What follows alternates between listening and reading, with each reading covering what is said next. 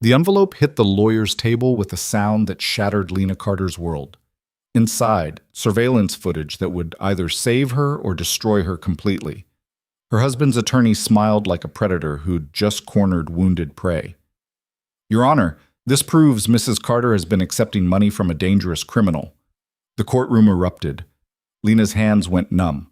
On that screen, a man she'd met exactly twice. A stranger in an elevator. And $50,000 she never asked for, never wanted, and definitely never spent. The name that followed made the judge go pale. Dominic Vale.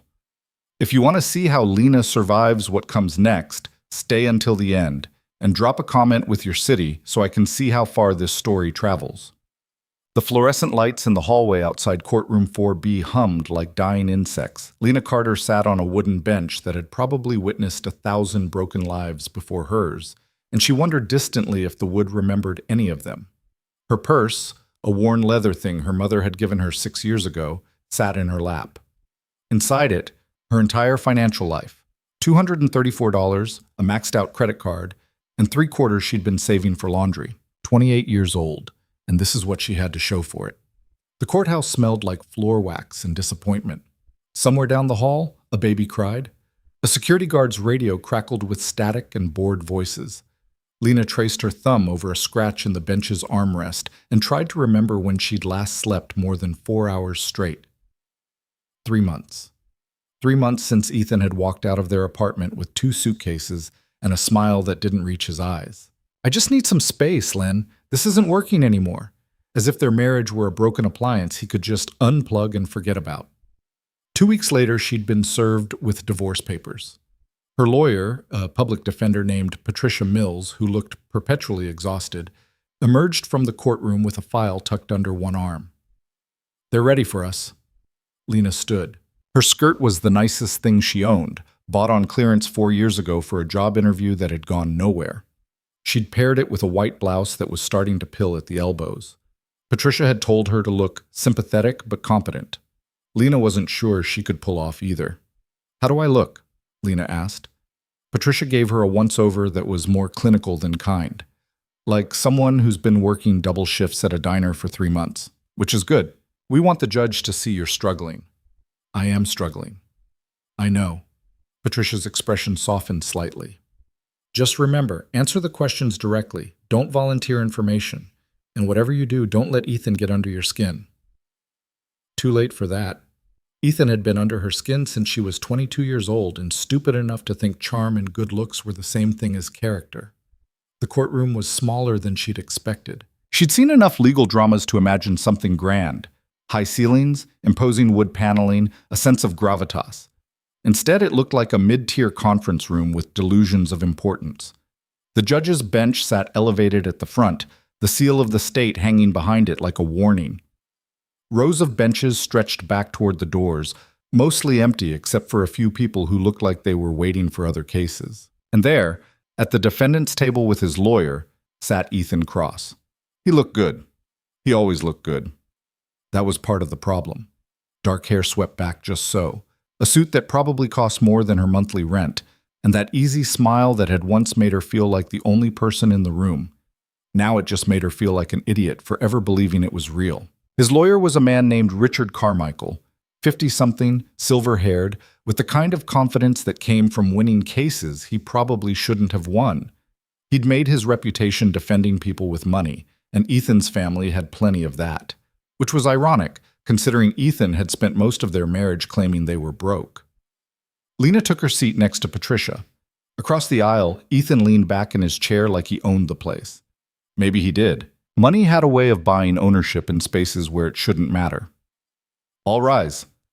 Judge Margaret Henley entered from a side door, a woman in her 60s with steel gray hair and an expression that suggested she'd heard every lie the human race had to offer and wasn't impressed by any of them. Lena stood, her knees unsteady. Be seated. The judge settled into her chair and shuffled through a stack of papers. Case number 47-CV-8832. Cross versus Carter, dissolution of marriage. She looked up, her gaze sweeping across both tables. I've reviewed the filings. Mr. Carmichael, you may proceed. Richard Carmichael stood with the kind of theatrical flourish that made Lena's stomach turn. Thank you, Your Honor. This is a straightforward matter. My client, Mr. Ethan Cross, seeks a fair and equitable division of assets following the irretrievable breakdown of his marriage to Mrs. Carter. However, we have concerns about Mrs. Carter's financial conduct during the separation period. Patricia shot to her feet. Objection. Financial conduct. My client has been working 2 jobs just to keep a roof over her head, while Mr. Cross has been living in his parents' summer house. Miss Mills, I'll hear the argument before I sustain or overrule. Judge Henley's tone was flat. Mr. Carmichael, what exactly are you alleging? Your Honor, we have evidence that Mrs. Carter has been receiving substantial financial support from an outside party, support she has failed to disclose in any of her financial declarations. Lena's head snapped toward Patricia, panic climbing her throat. What is he talking about? Patricia held up a hand. Your Honor, this is the first we're hearing of any such allegation. Because she's been hiding it, Carmichael interrupted, his voice smooth as poison. We have documentation, video evidence, in fact. The judge's eyes narrowed. Video evidence of what exactly? Of Mrs. Carter accepting money from a known criminal associate. Carmichael pulled a flash drive from his briefcase with the air of a magician revealing his final trick. If I may approach? You may. Lena watched, her pulse hammering in her ears, as Carmichael crossed to the judge's bench and handed over the drive. A bailiff inserted it into a computer and a screen on the wall flickered to life. The footage was grainy, black and white, the kind of security camera quality that turned everything slightly unreal. But Lena recognized the location immediately, the elevator in her apartment building. And there she was, stepping inside, exhausted and carrying 2 bags of groceries that had nearly broken her budget that week. The timestamp read 3 weeks ago. 11:47 p.m. A man stepped into the elevator behind her just before the doors closed. Lena remembered him. Tall, broad-shouldered, wearing an expensive coat that looked out of place in her building. Dark hair, dark eyes, and a face that could have been carved from stone. He'd nodded at her politely. She'd nodded back. Do you live here? He'd asked. His voice had been low, controlled. Yeah, 3rd floor. Quiet building. Mostly. That had been the extent of their conversation. 30 seconds of pleasantries between strangers in an elevator. But on the screen, the way the footage was edited, the way it lingered on his face, and then hers, it looked like something else. Like a meeting, like conspiracy. The elevator stopped on the 3rd floor. Lena stepped out. The man stayed inside. The doors closed. That's it? Patricia stood again. That's your evidence? My client exchanged pleasantries with someone in an elevator? That's part 1, Carmichael said. He sounded pleased with himself. May I continue, Your Honor? Judge Henley waved a hand. The screen cut to different footage. This time, the parking garage beneath Lena's building. Same timestamp, but now it read 11:52 p.m. The camera had a clear view of the cars, including Lena's battered Honda Civic. She watched herself get out of the elevator, struggling with the grocery bags, fumbling for her keys. And then, motion at the edge of the frame, the man from the elevator moving with deliberate purpose toward her car. He looked around once, checking for witnesses, then pulled something from inside his coat. An envelope. He placed it carefully on the windshield, tucked beneath the wiper blade, and walked away. Lena felt the blood drain from her face. She remembered that envelope. She'd found it the next morning, had assumed it was a flyer or some kind of advertisement. She'd opened it in her car before work, and $50,000. $50,000 in cash. She'd nearly driven off the road. Your Honor, that envelope contained $50,000 in cash, Carmichael said, his voice cutting through Lena's spiraling thoughts. Mrs. Carter discovered it the following morning, and rather than report it to the police, rather than attempt to return it, she kept it. That's not... Lena started to speak, but Patricia grabbed her arm. Your Honor, my client did no such thing. We have bank records, Carmichael continued, speaking over her. A deposit of $50,000 into an account under Mrs. Carter's name, made 2 days after this footage was recorded. The courtroom seemed to tilt. Lena gripped the edge of the table. I never deposited that money. I never... Patricia's grip on her arm tightened. Don't say anything else. But it was too late. The judge was looking at her now, and the expression on Judge Henley's face had shifted from bored neutrality to sharp interest. "Mr. Carmichael," the judge said slowly, "do you have documentation regarding the source of this money? Who is this man?" "We do, Your Honor." Carmichael pulled a folder from his briefcase, flipping it open with practiced ease. "The man in the footage is Marcus Dre, a known associate of Dominic Vale." The name hit the courtroom like a physical force. Someone in the gallery gasped. The bailiff's expression went carefully blank. Even Judge Henley sat back slightly in her chair. Lena had heard the name before. Everyone in the city had. Dominic Vale wasn't just a criminal. He was the criminal. The man whose name appeared in newspapers with words like alleged and suspected, because no prosecutor had ever been able to make anything stick. Racketeering, extortion, money laundering, the list went on. But Vale operated in shadows and silence, protected by lawyers and fear in equal measure. "Your Honor," Patricia said, and her voice had lost some of its steadiness, "this is clearly a setup. My client has never met Dominic Vale. She's never had any contact with—" "That may be true," Carmichael interrupted, "but the evidence suggests she's been receiving money from his organization, and I'd like to know why." "I didn't take any money," Lena's voice cracked. She was standing now, though she didn't remember getting to her feet. "I found that envelope, and I called the police non-emergency line. I tried to turn it in. They told me to bring it to the station, and I was going to, but you never did," Carmichael said softly. "No, Lena's mind raced, trying to piece together what had happened. She'd called the police. She remembered the officer on the phone sounding bored, telling her to come in and file a report. But then her shift at the diner had run late, and her car had broken down, and by the time she'd gotten home that night, the envelope was gone. She'd assumed she'd misplaced it, lost it somewhere in the chaos of her collapsing life. She'd barely had time to breathe, let alone think about phantom cash from a stranger.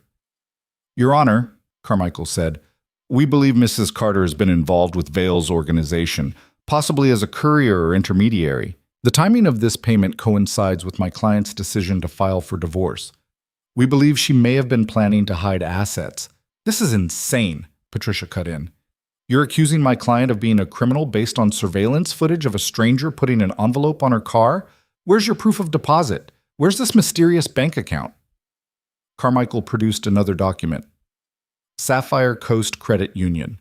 Account opened 3 weeks ago under the name L. Carter. $50,000 cash deposit made on— "I didn't open any account."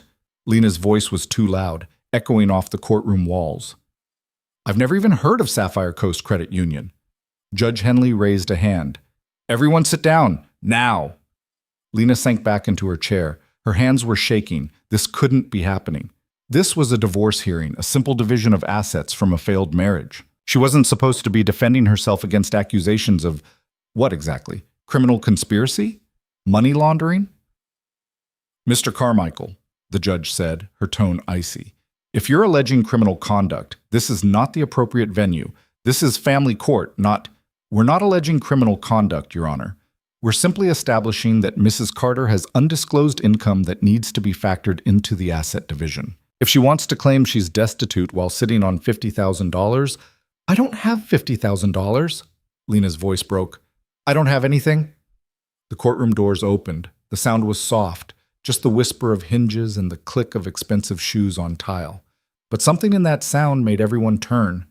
The man who entered was tall, well over 6 feet, and moved with the kind of fluid control that suggested either military training or something darker. He wore a charcoal suit that probably cost more than Lena's car, tailored so perfectly it seemed like a second skin.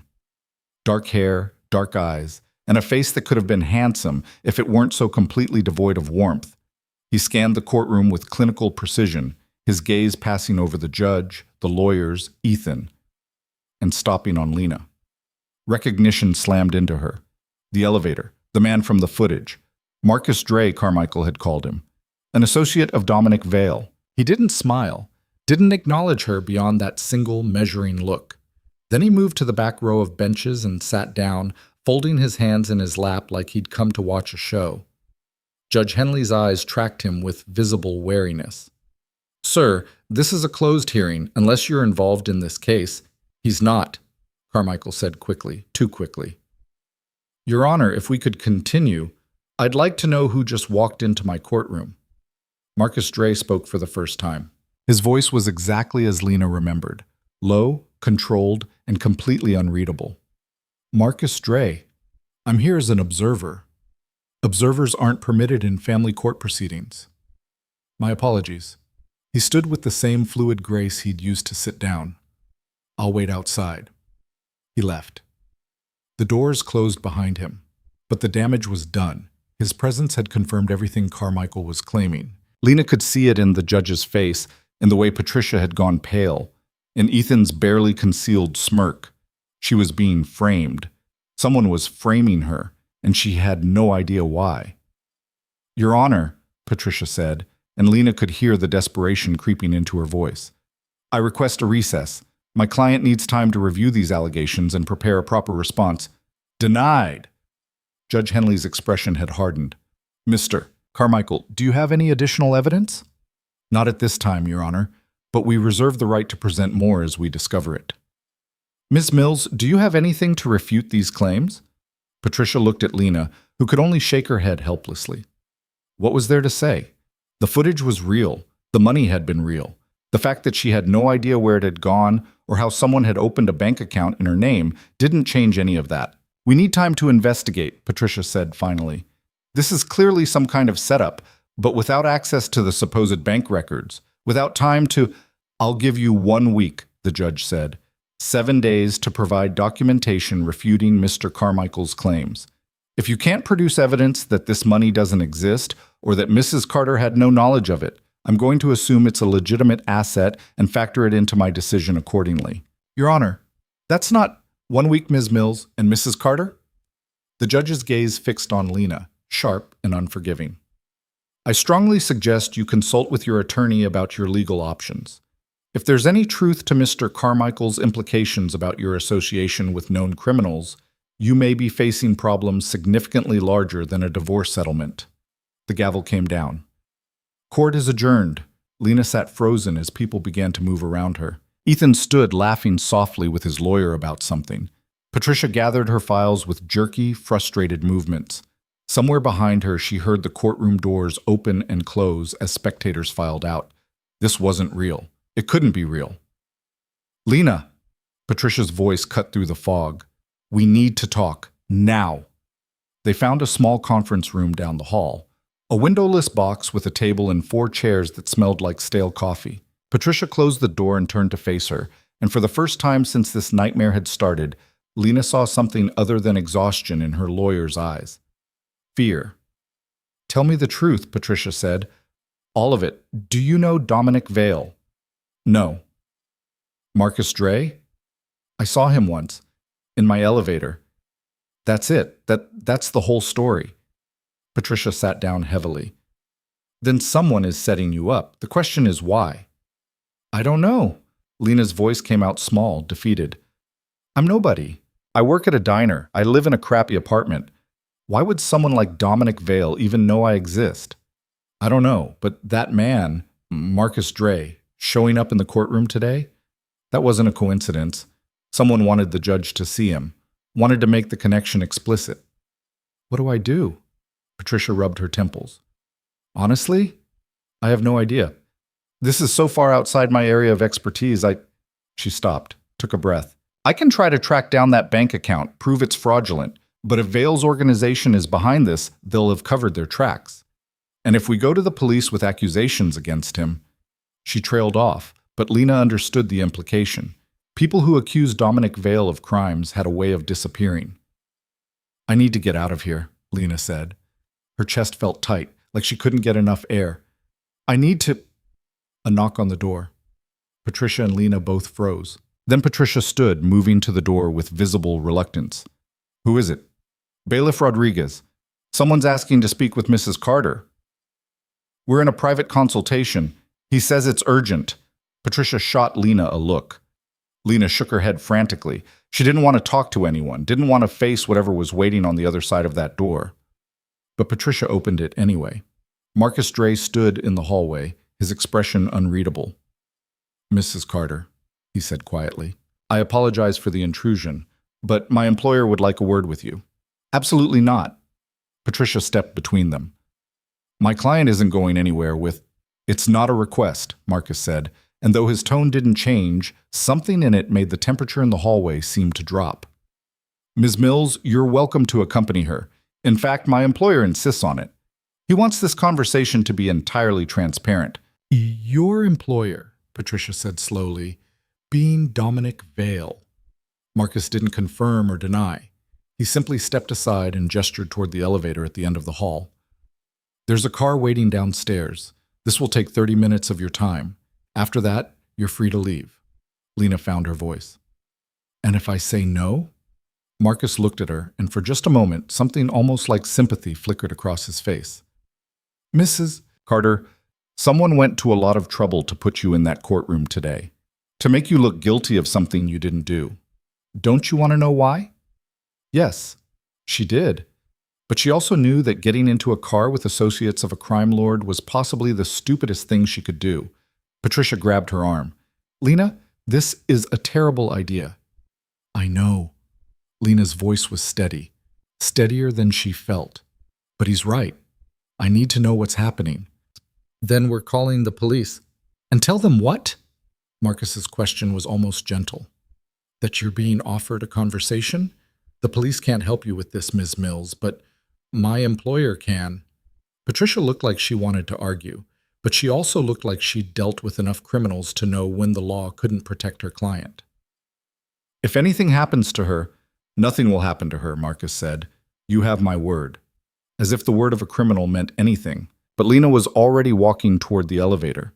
The car was exactly what she'd expected, a black SUV with tinted windows and leather seats that probably cost more than her annual salary. Marcus opened the back door and waited for her and Patricia to climb inside. Then he closed it and moved to the front passenger seat. The driver, a younger man with a scar running down his left cheek, pulled smoothly into traffic without a word. Where are we going? Patricia demanded. Not far, Marcus said. They drove in silence through downtown, past the business district and into an area Lena didn't recognize. Older buildings here, converted warehouses and industrial spaces that had been bought up and transformed into upscale lofts and restaurants. The kind of neighborhood where young professionals paid obscene rent to live in authentic urban environments. The SUV pulled into an underground parking garage and descended 3 levels before stopping. Marcus got out and opened their door. They were in a private parking area, separated from the rest of the garage by a security gate. Only 2 other vehicles were present, another black SUV and a silver Mercedes that looked like it belonged in a museum. This way? Marcus led them to an elevator, private, requiring a keycard to access. They rode up in silence. Lena watched the numbers climb. 10th floor, 15th, 20th. The elevator stopped on the 23rd floor. The doors opened onto a space that stole Lena's breath. Floor-to-ceiling windows overlooked the city, glass walls offering a panoramic view that stretched for miles.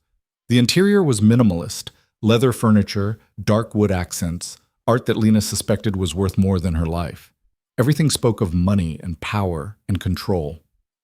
And standing by the windows, hands clasped behind his back, was a man who could only be Dominic Vale. He turned as they entered. Lena had expected someone older, harder. The newspapers made him sound like a relic from another era, a throwback to organized crime's glory days. But Dominic Vale looked like he was in his mid-30s, dark-haired and sharp-featured, with the kind of presence that filled a room without effort. He wore a simple black shirt and slacks, no tie, and moved with the easy confidence of someone who'd never had to prove himself to anyone. Mrs. Carter, his voice was smooth, cultured. Thank you for coming. I didn't have much choice, Lena said, a slight smile. Everyone has choices. You chose to hear what I have to say. I appreciate that. He gestured to the seating area. Please, sit. Patricia positioned herself between Lena and Vale. Mr. Vale, I don't know what you think you're accomplishing here, but my client has nothing to say to you. I'm not looking for her to say anything, Ms. Mills. I'm looking to provide information. Vale sat down across from them, crossing one leg over the other. Lena, may I call you Lena? No. Another smile, this one slightly wider. Mrs. Carter, then. I imagine you have questions about what happened in that courtroom today. You think? The footage was real. The money was real. But you didn't take it. In fact, you tried to turn it into the police. Lena's breath caught. How did you? Because I was the one who had Marcus leave it on your car. And I was the one monitoring what you did afterward. Vale leaned forward slightly. You called the non-emergency police line at 6:47 a.m. You spoke with Officer Davidson. You told him you'd found a suspicious amount of cash and wanted to know the proper procedure for turning it in. He told you to bring it to the station and file a report. How do you know all that? Because I own Officer Davidson. Vale's expression didn't change.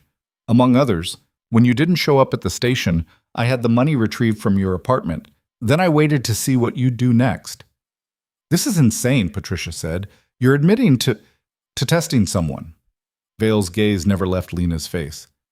Your husband, ex-husband soon enough, stole from me. $50,000 to be precise. Money that was meant for a business arrangement that fell through because of his incompetence and greed. Ethan stole from you? Lena's voice was barely a whisper. 6 months ago. He was working as a financial consultant for a firm I have interests in. He embezzled the money, thinking he was clever enough to hide it. He wasn't. Vale sat back. When I discovered the theft, I had a choice. I could handle it the traditional way, which would involve a significant amount of unpleasantness for Mr. Cross. Or I could be creative. Creative, Patricia repeated. You framed my client. I didn't frame anyone. I conducted a test. Vale's tone remained conversational. I knew Ethan was married. I knew he and his wife were separating. So I wondered, was Mrs. Carter involved in the theft? Was she complicit? Or was she simply another victim of her husband's greed? So you left $50,000 on my car to see what I'd do with it, Lena said slowly. Exactly. If you'd kept the money, if you'd tried to hide it or spend it, I would have known you were part of the problem. But you didn't. You tried to do the right thing, which told me everything I needed to know. Lena's hands clenched into fists. You could have just asked me. People lie. Actions are more honest. Vale glanced at Patricia. Your lawyer is going to tell you that nothing I'm saying here is admissible in court. She's right. Which is why I'm going to make this very simple. He pulled a folder from the table beside him and slid it across to Lena. Inside, you'll find documentation proving that the bank account at Sapphire Coast Credit Union is fraudulent. It was opened by Ethan 3 weeks ago using forged credentials in your name. The money was deposited and immediately transferred to an offshore account he controls. Lena opened the folder with shaking hands. Bank statements, wire transfer records, copies of forged identification. It was all there, meticulously documented. Why? Her voice cracked. Why would he do this? To discredit you. To make you look like a criminal so the judge would rule in his favor. He knew about my test. Knew Marcus had left the money, so he decided to use it against you. Vale's expression hardened. Your husband is a greedy, stupid man, Mrs. Carter, and he made the mistake of thinking he could outsmart both of us. Patricia was reading over Lena's shoulder. If this is real, it's real, and it's yours. Take it to the judge. Clear your name. Vale stood. But understand something, Ethan Cross still owes me $50,000, plus interest, and I intend to collect. Lena looked up at him. What does that have to do with me? Nothing, unless you want it to. Vale moved to the windows, looking out over the city. You're free to walk away from this, Mrs. Carter. Take the documentation, win your divorce, rebuild your life. I won't interfere, but I'm also offering you an alternative, which is work for me. The words hung in the air like smoke. Patricia stood. Absolutely not. Hear me out. Vale turned back to face them. You work 2 jobs, barely make rent, and you're about to walk away from a marriage with nothing. I'm offering you an opportunity. Legitimate work. I own several businesses, restaurants, real estate holdings, investment firms, all entirely legal. I need someone smart, trustworthy, and invisible. Someone who can move through spaces without being noticed. You want to hire me, Lena said slowly. To do what exactly? Administrative work, initially. You'd be an assistant to one of my property managers, salary, benefits, and enough to pay your bills without working yourself to death. Vale's expression was unreadable. Nothing illegal. Nothing dangerous. Just work. Why would you do that? Because you passed my test. And because people who can be trusted are rarer than you'd think. He pulled a business card from his pocket and set it on the table. Take the weekend. Think about it. If you're interested, call that number Monday morning. Lena stared at the card. It was simple, expensive-looking cardstock with nothing but a phone number printed in black ink. And if I say no, then you say no. The documentation is yours either way. Consider it compensation for the inconvenience of being caught in the middle of my disagreement with your husband. Marcus appeared from somewhere. Lena hadn't even noticed him leave. The car is ready. Vale nodded. Miss Mills, Mrs. Carter, it's been a pleasure. They rode the elevator down in silence. Got back into the SUV. Marcus drove them back to the courthouse without a word. When he opened the door to let them out, he handed Patricia another folder. Additional copies, he said, in case you need them. Then he was gone, the SUV pulling away into traffic like none of this had ever happened. Patricia stared at the folder in her hands. That was, insane, Lena finished. I was going to say extremely illegal, but yes, insane works too. Patricia looked at her. You're not actually considering his offer. Lena didn't answer. She was thinking about her apartment, about the eviction notice she'd received last week, about the shifts at the diner where her feet ached and drunk men called her sweetheart and left dollar tips, about the life she'd built with Ethan that had turned out to be nothing but lies. I need to think, she said finally. They went back inside, filed the new documentation with the clerk's office. Patricia promised to contact the judge's chambers first thing Monday morning and request an emergency hearing. And Lena went home to her empty apartment with Dominic Vale's business card burning a hole in her pocket. She didn't sleep that night, just sat by her window watching the city lights and trying to understand how her life had become something out of a crime novel. Somewhere out there, Ethan was probably celebrating. Probably thought he'd won. Somewhere out there, Dominic Vale was probably already planning whatever came next. And Lena Carter, broke, exhausted, invisible, sat in the dark and wondered if maybe, just maybe, being invisible was exactly what had saved her life. Her phone buzzed, a text from an unknown number. The offer stands, but I should mention your husband is planning something. Watch your back. M. Marcus. Had to be. Lena deleted the message and turned off her phone. Tomorrow, she would call Patricia. Tomorrow, she would figure out next steps. Tomorrow, she would start picking up the pieces of her shattered life. But tonight, she sat in the dark and admitted to herself what she'd been avoiding since she'd walked into that courtroom. She was tired of being invisible. She was tired of being broke. She was tired of being a victim. And if Dominic Vale was offering her a way out, even one that terrified her, she was going to seriously consider taking it. The city glittered below her window, full of possibility and danger in equal measure. Lena Carter watched it until dawn. Monday morning came with rain that turned the city gray and mean. Lena stood outside the courthouse at 7:30, clutching a coffee she couldn't afford, and watching water stream down the windows of Patricia's office building across the street. Her lawyer had texted her at 6 a.m., emergency hearing scheduled for 9. Judge Henley wanted answers. Lena had answers. She just wasn't sure the judge would believe them. The business card sat in her wallet, a small rectangle of expensive paper that somehow felt heavier than it should. She'd pulled it out a dozen times over the weekend, stared at the number, put it back. Never called. Couldn't quite bring herself to throw it away either. Lena. She turned. Patricia was hurrying up the courthouse steps, umbrella fighting a losing battle against the wind. Her hair was wet, her briefcase dripping, and she looked like she'd been up all night. You look terrible, Lena said. I spent 14 hours going through Vale's documentation. Patricia shook out her umbrella with more force than necessary. It's real. All of it. The forged IDs, the wire transfers, everything. Ethan's fingerprints are all over this. Can we prove it? In a criminal court? Maybe. Here? Patricia's expression was grim. I don't know. Henley's smart. She'll see what Vale gave us for what it is. Evidence obtained through illegal surveillance by a known criminal. That doesn't make it inadmissible in family court, but it makes it suspect. They pushed through the courthouse doors. Security, metal detectors, the same fluorescent lights that made everything look sickly. Lena's hands shook as she emptied her pockets into the plastic tray. "Did you call him?" Patricia asked quietly as they waited for the elevator. "No." "Good. Don't." The elevator doors opened. They stepped inside. "Whatever Vale's offering, it's not worth getting tangled up with someone like him.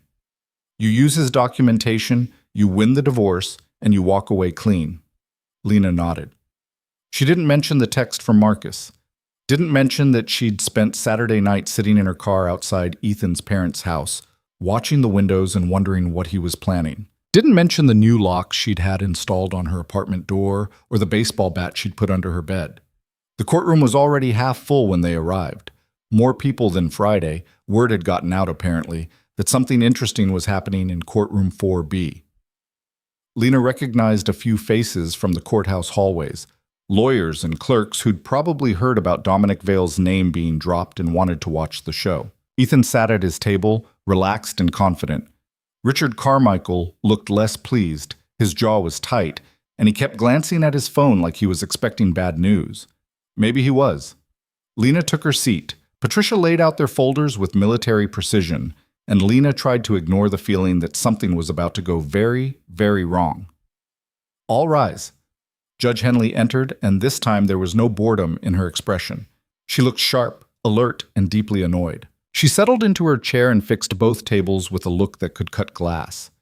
"Ms. Mills, Mr. Carmichael, I read your emergency filings, both of them." She paused. "Would either of you care to explain to me how a simple divorce case has turned into an episode of a crime drama?" Patricia stood. "Your Honor, we have new evidence that directly refutes Mr. Carmichael's allegations about my client's financial conduct." "New evidence obtained how, exactly?" "Through an independent investigation." "Conducted by whom?" Silence. Patricia's jaw worked. Finally, "We're not at liberty to disclose our sources, Your Honor." Carmichael was on his feet. "Your Honor, this is outrageous.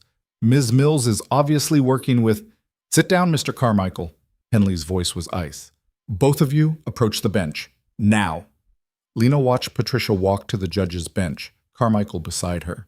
They spoke in low voices, urgent and angry. She couldn't hear the words, but she could see Patricia's shoulders going rigid, could see Carmichael gesturing with sharp, frustrated movements. Then the courtroom doors opened. Lena didn't turn. She didn't need to. She could feel the shift in the room, the way conversations died mid-sentence, the way the bailiff's hand moved instinctively toward his radio. Marcus Dre walked down the center aisle like he owned it. He didn't look at anyone, didn't acknowledge the stares. He just moved to the same back row bench he'd occupied Friday and sat down. This time, he wasn't alone. Two other men entered behind him. One was older, gray-haired, wearing a suit that screamed expensive lawyer. The other was younger, built like he spent his life in a gym, with dead eyes and a scar across his knuckles that told Lena exactly what kind of work he did. Judge Henley's head snapped up. "Bailiff, remove those men from my courtroom immediately." "That won't be necessary, Your Honor." The gray-haired man's voice was smooth, cultured. "My name is Arthur Weston. I'm an attorney representing a party with a vested interest in these proceedings. No one in this courtroom has standing except the parties to the divorce. My client has documentation proving that Mr. Ethan Cross engaged in fraudulent activity that directly impacts the asset division in this case." Weston pulled a folder from his briefcase. "We're prepared to submit this as a motion to intervene." Carmichael's face had gone white. "Your Honor, this is clearly an intimidation tactic. I said approach the bench." Henley's voice could have frozen lava. "All of you, now." Weston joined Patricia and Carmichael at the judge's bench. The conversation that followed was heated. Lena could see Henley's face darkening, could see Carmichael making wild gestures, could see Patricia standing very still, like she was trying not to get caught in the crossfire. Finally, Henley waved them back to their seats. "Here's what's going to happen," the judge said, her voice carrying across the silent courtroom. "Mr. Weston, I'm going to allow you to submit your documentation for review. I'm not granting your motion to intervene, but I'll consider the evidence if it's relevant to the asset division. Mr. Carmichael, I'm giving you 1 hour to review whatever Mr. Weston provides and prepare a response. Miss Mills, same for you. We're in recess until 11 o'clock, at which point I expect all parties to return prepared to explain to me exactly what is going on without turning my courtroom into a circus. She paused. And if I see any more surprise witnesses walking through those doors, I'm holding everyone in contempt. Am I clear? A chorus of "Yes, Your Honor" echoed through the room. The gavel came down. Lena sat frozen as people began to move. Weston approached their table, handed Patricia a thick folder, and left without a word.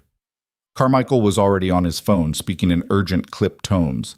Ethan looked like he was about to be sick. "Come on." Patricia grabbed Lena's arm. "Conference room, now." They fled to the same windowless box they'd used Friday. Patricia slammed the door and locked it, then dropped the folder on the table like it might explode. "I told you to stay away from Vale." "I didn't call him," Lena protested. "I swear I didn't." "Then how did his lawyer show up with documentation? How did Marcus Dre know to be here?" Patricia paced the small room like a caged animal. "Vale is making moves, Lena. He's using your case to go after Ethan, and you're caught in the middle." "Maybe I want to be in the middle." The words came out before Lena could stop them. Patricia stopped pacing. "What?" "Ethan tried to destroy me.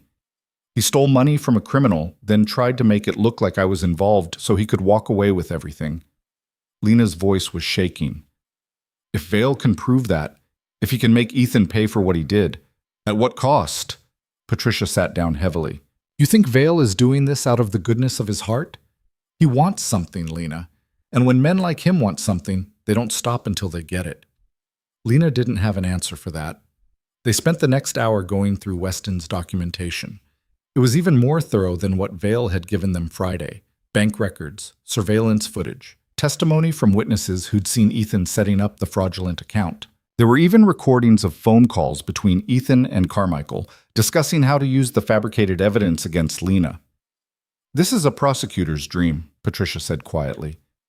"If this goes to the DA, Ethan's looking at fraud charges, identity theft, maybe even conspiracy." "Good." Patricia looked at her. "You mean that?" "He tried to ruin me." "Yeah, I mean it."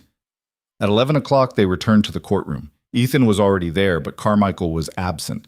In his place sat a different lawyer, a woman in her 40s with iron gray hair and an expression that suggested she was deeply unhappy to be there.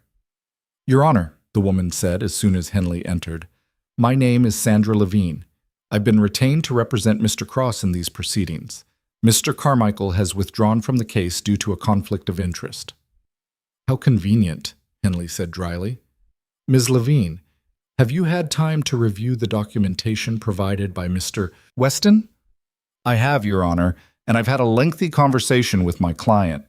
Levine glanced at Ethan, who looked like he wanted to disappear into the floor. "Mr. Cross has asked me to convey his willingness to settle this matter immediately and favorably to Mrs. Carter." Lena's breath caught. Patricia was on her feet. "Define favorably." "Mr. Cross withdraws all allegations regarding Mrs. Carter's financial conduct. He agrees to a clean division of assets with Mrs. Carter receiving 60%. He waives all claims to spousal support and agrees to pay Mrs. Carter's legal fees. In exchange, Mrs. Carter agrees not to pursue criminal charges related to the fraudulent bank account." The courtroom went silent. "Your Honor," Patricia said slowly, "we need time to review." "We accept," Lena said. Every head in the room turned toward her. "Lena," Patricia hissed, "you can't just—" "I accept his settlement." Lena stood up, meeting Ethan's eyes across the courtroom. He looked smaller than she remembered. Scared? Good. "I want this over. Today. Now." Henley leaned back in her chair. "Mrs. Carter, do you understand what you're agreeing to? If you accept this settlement, you're waiving your right to pursue criminal charges against your husband for fraud." "I understand." "Your lawyer is going to advise against this." "I don't care." Patricia grabbed her arm. "Lena, we need to talk about this." "No." Lena pulled free. "I'm done talking. I'm done with lawyers and courtrooms and fighting over scraps of a life that was never real to begin with. If Ethan wants to give me 60% and walk away, fine, I'll take it and move on." "Ms. Mills?" The judge's voice was gentle. "Do you need time to consult with your client?" Patricia looked at Lena for a long moment. Then she sighed. "No, Your Honor. If Mrs. Carter wants to accept the settlement, I'll draw up the paperwork. Ms. Levine? We're prepared to sign immediately, Your Honor. Then let's make this official. The next hour passed in a blur of paperwork and signatures. The settlement was drawn up, reviewed, signed. Ethan kept his head down the entire time, never once looking at Lena. She wondered if he knew how close he'd come to criminal prosecution, wondered if he understood that the only reason he was walking out of this courtroom a free man was because she'd chosen to let him go. Or maybe he didn't know. Maybe he thought he'd gotten away with it. It didn't matter anymore. Judge Henley declared the marriage dissolved. Ethan and his new lawyer left immediately, practically running for the doors. Patricia gathered her files with tight, controlled movements. I need to get back to my office, she said. Process the final documents. You should have your settlement check within 48 hours. Thank you. Lena meant it. For everything. Patricia studied her face. You're going to call him, aren't you? Vale. Lena didn't answer. Be careful, Lena. Men like Dominic Vale don't do favors out of kindness. Whatever he did for you today, he'll expect repayment, and it won't be money he asks for. Then she was gone, and Lena was alone in the courtroom except for the bailiff, who was straightening chairs and pretending not to listen. Her phone buzzed. Car waiting outside. Back entrance. Emlina stared at the message. She could ignore it, could walk out the front doors, get on a bus, go home to her apartment and her regular life. The settlement would give her enough money to quit the diner, maybe go back to school, start over clean. She could walk away. Instead, she found herself moving toward the back of the courthouse, through the administrative corridors where lawyers and clerks hurried past with files and coffee. The rear exit was mostly used for deliveries and employees who wanted to avoid the press that sometimes gathered out front. The black SUV was parked exactly where Marcus's text had said it would be. The back door opened as she approached. Marcus sat inside, wearing the same expensive coat as the day they'd met in the elevator. He gestured to the seat beside him. Lena climbed in. The door closed. The driver pulled into traffic, and Marcus handed her a bottle of water like they did this every day. You handled that well, he said. I didn't have much choice. You had every choice. You chose to end it. Marcus looked at her with something that might have been respect. Not everyone knows when to walk away from a fight. I didn't walk away. I just decided the fight wasn't worth having. Smart. The SUV merged onto the highway, heading out of downtown. My employer would like to meet with you again, if you're amenable. I figured. They drove in silence for a while. Lena watched the city slide past the tinted windows, neighborhoods she'd never been able to afford, buildings where people lived lives she couldn't imagine. The settlement money would help, but it wouldn't change who she was or where she came from. The SUV pulled into the same underground garage as Friday. Same elevator, same key card. But this time, when the doors opened on the 23rd floor, the space was different. Where Friday's meeting had been in the main room with the panoramic windows, today Marcus led her down a hallway to a smaller office. Warmer somehow, with dark wood furniture and leather chairs that looked comfortable rather than intimidating. Books lined one wall, real books, not the kind people bought to look smart. A fire crackled in a fireplace that probably cost more than her car. Dominic Vale sat behind a desk, reading something on a tablet. He looked up as they entered and smiled. Mrs. Carter, please sit. Marcus left without a word, closing the door behind him. Lena sat. Vale set aside his tablet and leaned back in his chair, studying her with the same unsettling intensity as Friday. Congratulations on your divorce, he said. Thanks for making it happen. I didn't make anything happen. I simply provided information. What you did with it was your choice. He paused. You could have pursued criminal charges against your ex-husband, ruined him completely. You chose mercy instead. Why? Lena considered lying, decided against it. Because I wanted it over, and because watching him squirm was enough. Vale laughed, a genuine sound that surprised her. Honest, I appreciate that. He stood, moving to a cabinet beside the fireplace, and pulling out 2 glasses and a bottle of something amber. Drink? It's 11:30 in the morning. Is that a no? Lena thought about the last 72 hours. The courtroom, the accusations, the fear. Make it a double. Vale poured 2 generous measures and handed her one. The liquor burned going down, but it was a good burn. Expensive. You didn't call me, Vale said, settling into the chair across from hers. I didn't know what to say. Most people would have questions, concerns. You strike me as someone with both. Lena took another drink, felt the warmth spread through her chest. Why me? You could hire anyone. Why offer a job to a broke waitress you've never met? Because you're smart, loyal, and invisible. That combination is rarer than you'd think. Vale swirled his glass. Most people in my world are visible. They want to be seen, want recognition, want power. That visibility makes them liabilities. But you? He gestured at her with his glass. You move through the world without leaving traces. People don't remember you, don't notice you. That's valuable. You want to hire me to be forgettable. I want to hire you to be effective. Forgettable is just part of the package. Vale leaned forward. I meant what I said Friday. Legitimate work. Nothing illegal. You'd start as an administrative assistant at one of my property management companies. Basic office work, scheduling, correspondence, tenant relations. $45,000 a year to start, full benefits, and a company apartment if you need it. $45,000. Lena made $22 working 2 jobs. What's the catch? No catch. You do good work. You keep your job. You don't ask questions about my other businesses, and I don't involve you in them. And if I want to quit, you quit. I'm not in the business of keeping employees prisoner. Vale finished his drink and set the glass down. But I should be clear about something, Mrs. Carter. Once you're in my world, even on the legitimate side of it, you'll see things, hear things, meet people who exist in gray areas. If that makes you uncomfortable, walk away now. I won't hold it against you. Lena looked at him, really looked. He was younger than she'd expected, but his eyes were old.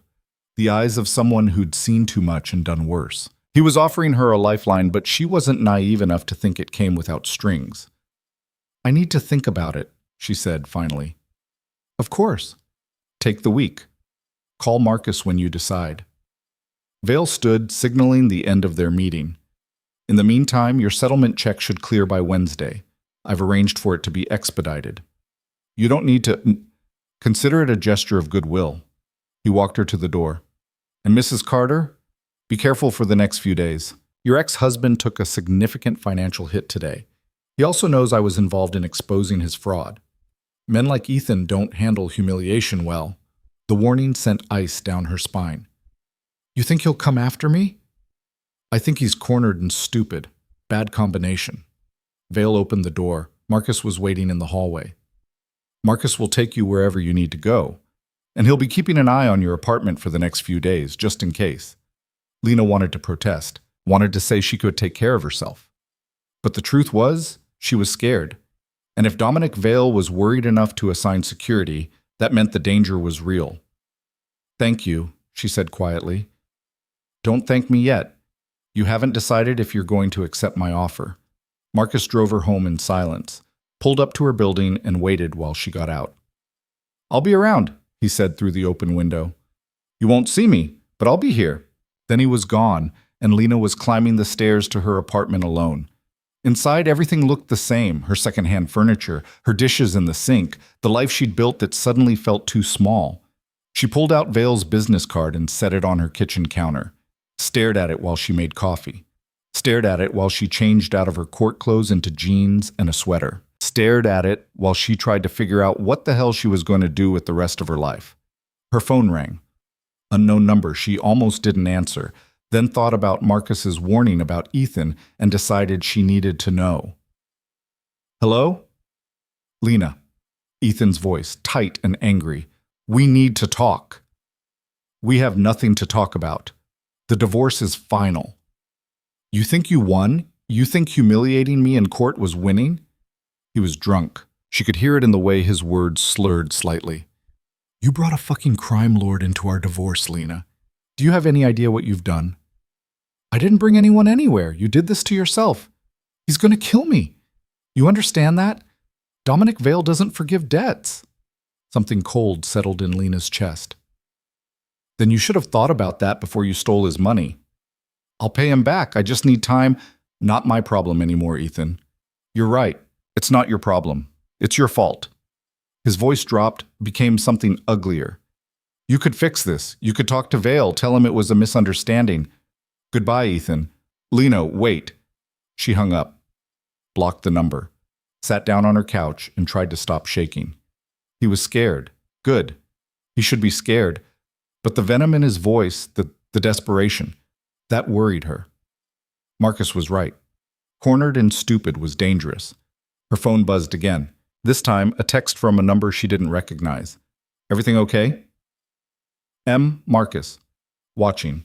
Ex-husband called, drunk and angry. The response came immediately. He won't get near you. Promise. Lena stared at that message for a long time. A stranger, a criminal's associate, was offering her protection.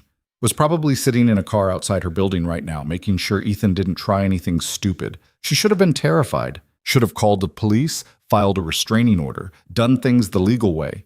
Instead, she felt safer than she had in months.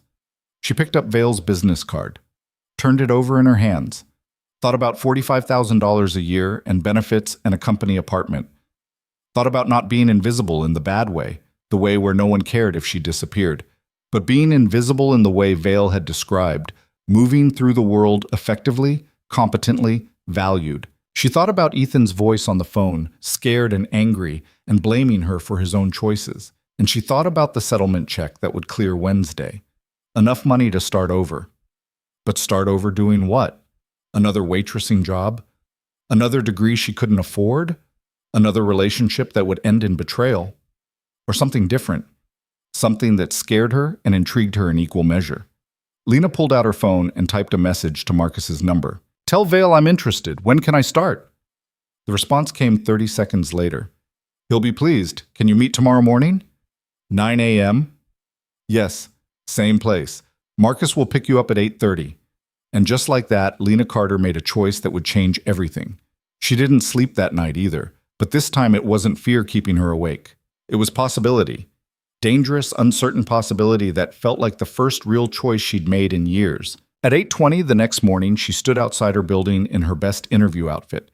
The same skirt from court, a different blouse, shoes she'd polished the night before. The black SUV pulled up exactly at 8:30. Marcus got out and opened the door for her. Ready? He asked. Lena looked back at her building one last time, at the life she was leaving behind. Yeah, she said. I'm ready. She climbed into the SUV, and it pulled away from the curb, carrying her toward a future she couldn't predict and wasn't entirely sure she wanted. But it was hers. Her choice. Her risk. And for the first time in a very long time, Lena Carter felt like she was the one in control. The building looked different in morning light. Less intimidating, more like the kind of upscale office complex where tech startups rented space and pretended to change the world. Marcus led her through a side entrance this time, bypassing the main lobby with its marble floors and uncomfortable modern furniture. They took a service elevator that required 2 different keycards and a thumbprint scanner. Security's tight, Lena observed. Vale doesn't take chances. Marcus pressed the button for the 8th floor. You'll get your own credentials this afternoon. Access to the floors you need, restrictions on everything else. The elevator opened onto a hallway that smelled like fresh paint and expensive carpet. Through glass walls, Lena could see offices, real offices, with people working at computers, talking on phones, doing normal business things. A woman walked past carrying a stack of folders, barely glancing at them. A man in shirt sleeves stood by a printer, swearing quietly at a paper jam. It looked legitimate. Aggressively, almost suspiciously legitimate. Vale Property Management occupies floors 7 through 9, Marcus explained as they walked. Residential holdings mostly, apartment buildings, condos, some commercial real estate. About 40 employees total. Most of them have no idea who really owns the company. And the ones who do? No better than to talk about it. Marcus stopped at a door marked Executive Offices and knocked once. Come in. Vale sat behind a different desk than yesterday. This one, modern glass and chrome, covered with papers and a laptop showing what looked like architectural blueprints. He wore a dark suit today, professional and polished. If Lena had passed him on the street, she would have guessed tech executive or investment banker. Nothing about him screamed criminal. That was probably the point. Mrs. Carter. He stood, gesturing to a chair. Coffee? There's a pot in the corner. I'm fine. Suit yourself. Vale nodded to Marcus, who left without a word. Then he settled back into his chair and studied her with that unsettling directness. You decided quickly. I needed the money. You're offering money. Seemed straightforward. Nothing about this is straightforward, and we both know it. Vale pulled a folder from a drawer and slid it across the desk. Employment contract. Standard terms, salary, benefits, non-disclosure agreement. Read it carefully before you sign. Lena opened the folder. The contract was thick, at least 20 pages of dense legal language. She started reading, expecting the usual corporate boilerplate. The first 10 pages were exactly that. Salary, vacation time, health insurance, 401k matching. Better benefits than she'd ever had in her life. But then she hit page 11 and the language changed. Employee agrees to maintain absolute confidentiality regarding all aspects of employment, including but not limited to business operations, client information, personnel matters, and any activities witnessed or overhead during the course of employment. Employee understands that breach of this confidentiality may result in immediate termination and legal action. Legal action, Lena said. That's vague. Intentionally. Vale's expression didn't change. I need you to understand something. The work I'm offering is legitimate, but the people you'll encounter, the conversations you'll overhear, some of that exists in gray areas. I need to know you can keep your mouth shut. And if I can't, then this isn't the job for you. Vale leaned forward slightly.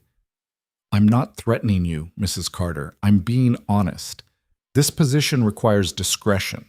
If you're the type to gossip, to share stories over drinks with friends, to post about your day on social media, walk away now. No hard feelings. Lena thought about the past 3 months. The isolation. The way she'd stopped talking to most of her friends because she couldn't afford to go out, couldn't handle their pity, couldn't explain what her life had become. The way she'd learned to move through the world without leaving traces. I can keep my mouth shut, she said. Prove it. Tell me something you've never told anyone. The request caught her off guard. Lena looked up from the contract, meeting Vale's eyes. He wasn't joking. He wanted a secret, payment for trust. When I was 19, my mother got sick, Lena heard herself say. Cancer.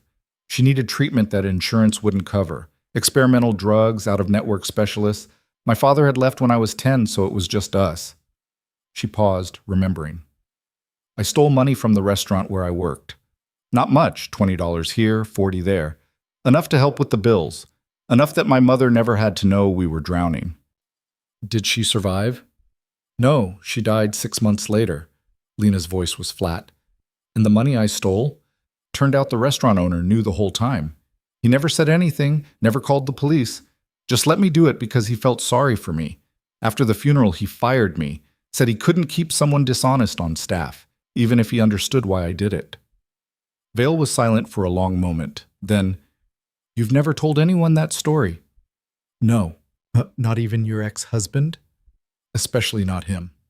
Lena closed the contract. Ethan thought I was perfect, sweet, honest, uncomplicated. If he'd known I was capable of stealing, of lying, he would have used it against me, just like he used everything else. Smart. Vale stood and moved to the window, looking out over the city. People think honesty is about telling the truth. It's not. It's about knowing when to keep your mouth shut. You understand that. Good. Lena picked up the pen from the desk, flipped to the last page of the contract. Her hand hovered over the signature line. This was it. The moment where she either signed her name and stepped into Dominic Vale's world or walked away and went back to her regular life. The settlement money would be enough to coast for a while, find another job, something safe and boring and normal. She signed her name. Vale turned from the window, and something that might have been satisfaction flickered across his face. Welcome to the company, Mrs. Carter. Your direct supervisor is Helen Torres. She manages the residential portfolio. Marcus will introduce you. She doesn't know about me, so as far as she's concerned, you're just another new hire. What if she asks questions about how I got the job? Tell her a recruiter reached out, which is technically true. Vale moved back to his desk and pressed a button on his phone. Helen, can you come to my office? 60 seconds later, the door opened and a woman entered. Mid-40s, dark hair pulled back in a practical ponytail, wearing slacks and a blazer that had seen better days. She carried a tablet and an expression that suggested she had about 15 things to do and no time for any of them. Helen Torres, meet Lena Carter. She's starting today as your new administrative assistant. Helen's eyes narrowed slightly. I wasn't aware we'd approved a new hire. I approved it, Vale said smoothly. Mrs. Carter comes highly recommended. She'll be handling scheduling, tenant correspondence, and general office support. I trust you'll bring her up to speed? Helen looked Lena up and down, clearly trying to figure out what was really going on. In her position, Lena would have been suspicious too. New hires appearing out of nowhere, approved by ownership without proper procedure. But Helen was smart enough not to push. Of course.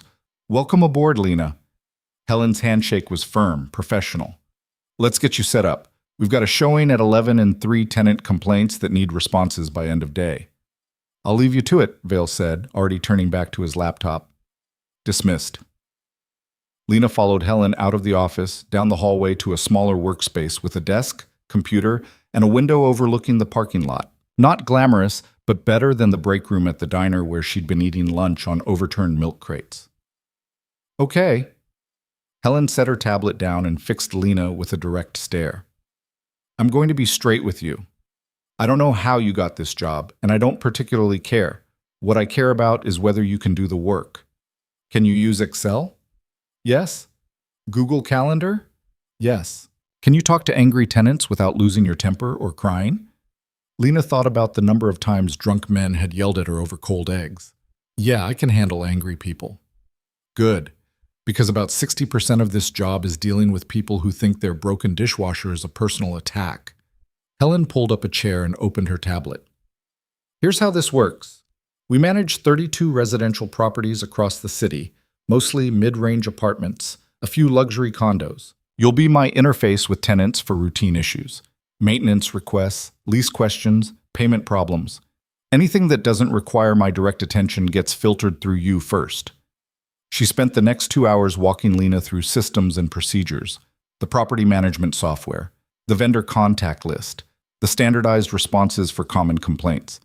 It was overwhelming and tedious and exactly the kind of normal work Lena had been craving. By noon, her head was spinning with information about HVAC contractors and security deposit regulations. Lunch, Helen announced, standing up and stretching. There's a decent sandwich place on the corner. You coming? Sure. They rode the elevator down in silence. Outside, the city was loud and bright and normal. Helen led them to a small deli where she was clearly a regular. The guy behind the counter started making her order before she even spoke. Usual? He asked Lena. She's new. Give her a minute. Lena ordered a turkey sandwich and coffee. They found a table by the window, and Helen studied her over the rim of her cup. So, how did you really get this job? I told you, recruiter. Bullshit. We don't use recruiters for admin positions. Helen took a bite of her sandwich. Look, I don't need your life story, but I've worked for this company for 6 years, and I've never seen ownership personally approve an entry-level hire. So either you've got connections I don't know about, or something else is going on. Lena considered lying, decided Helen was too smart for that. I needed a job. Someone knew someone. I don't know the details. Fair enough. Helen nodded slowly. Word of advice. Don't ask too many questions about where the money comes from. This company pays well, treats employees right, and the work is legitimate. That's all you need to know. You've never wondered? Of course I've wondered. I'm not an idiot. Helen's voice dropped. But I've also got a mortgage and 2 kids in college. Sometimes you take the good paycheck and don't look too hard at the source. They finished lunch and headed back to the office. The afternoon passed in a blur of phone calls and emails.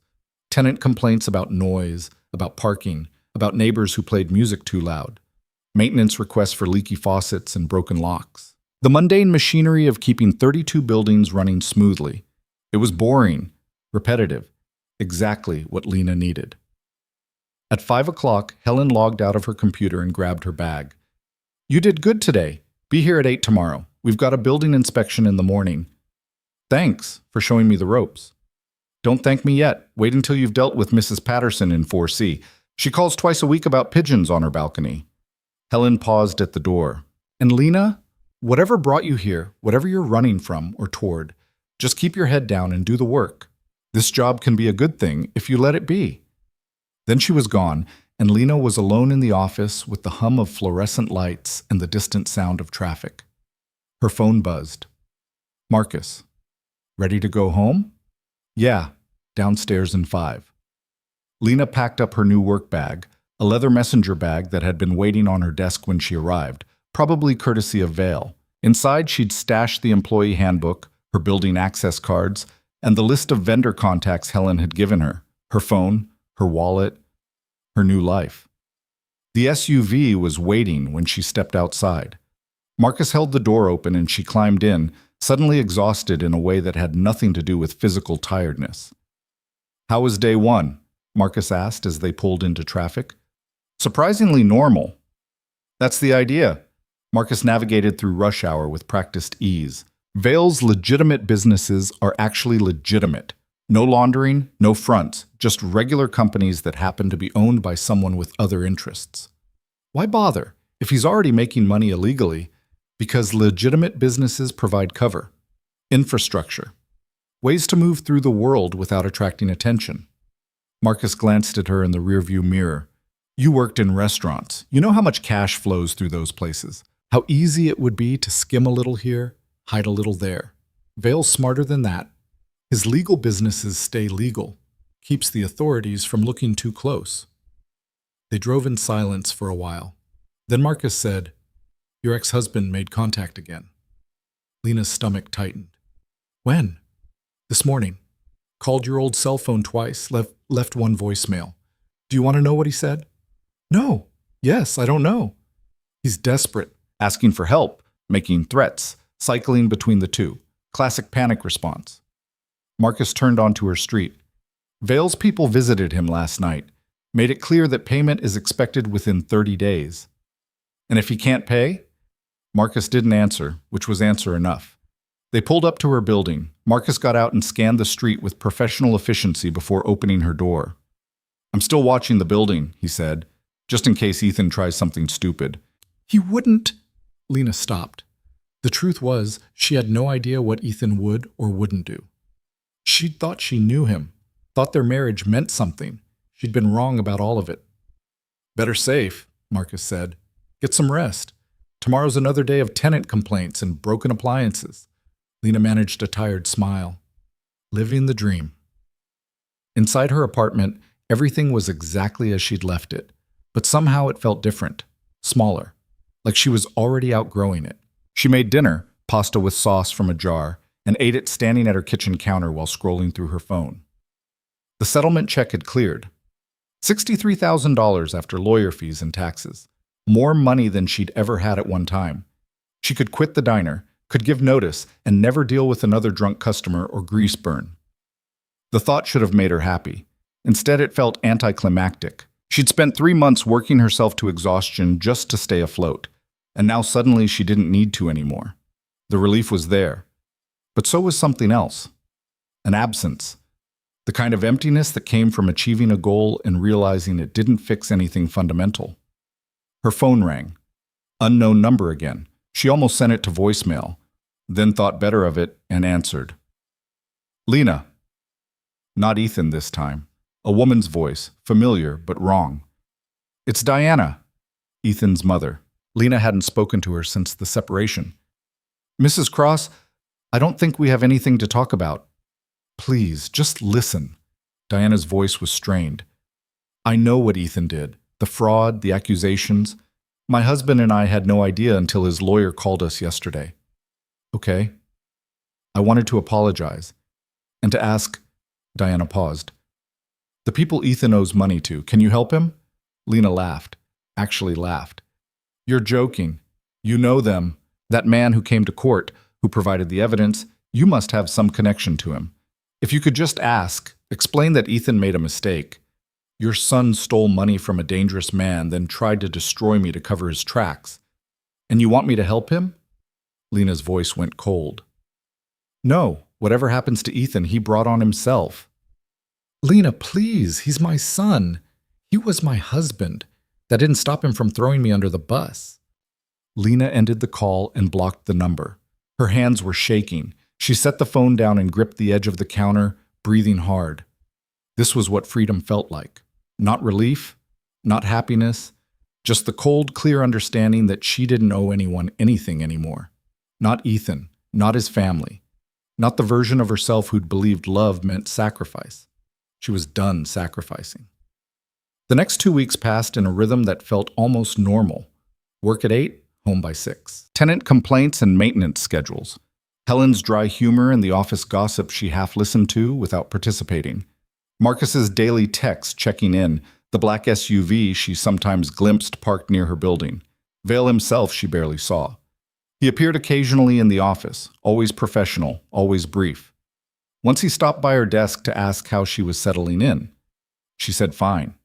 He nodded and moved on.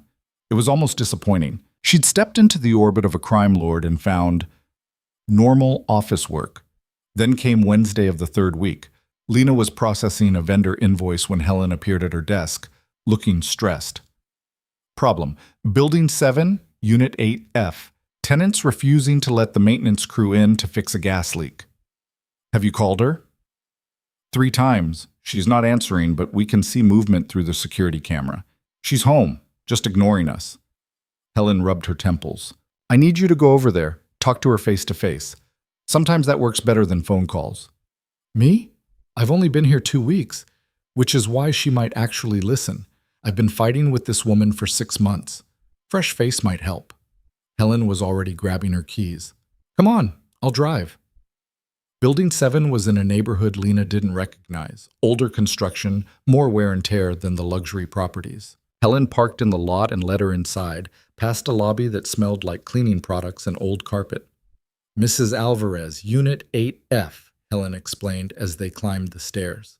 72 years old, lived here for 15 years, pays rent on time, but fights every single building upgrade. Last month, she refused to let us replace her water heater until it literally exploded.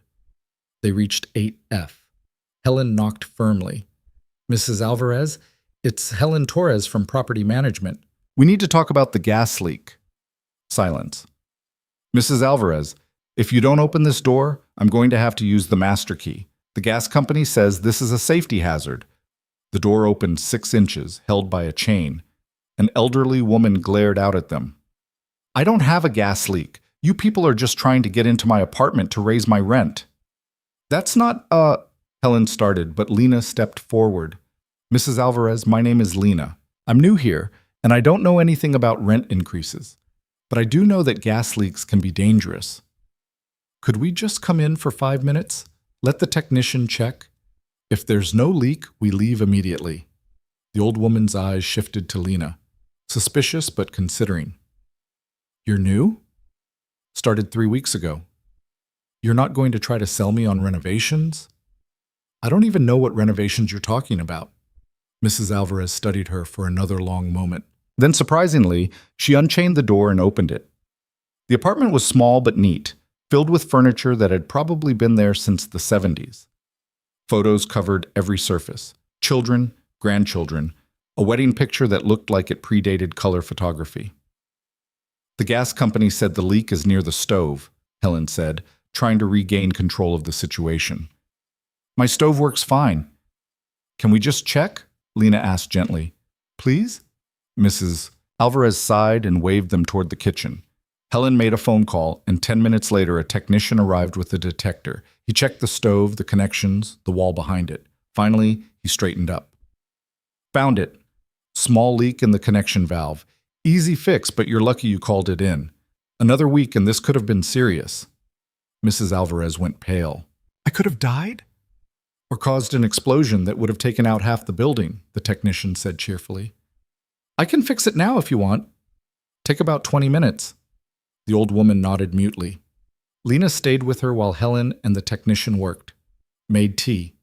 Listened to stories about Mrs. Alvarez's grandchildren and her late husband and the neighborhood back when it was different. By the time the repair was done, the old woman was actually smiling. Thank you, she said as they were leaving, for not making me feel stupid. You're not stupid, Lena said.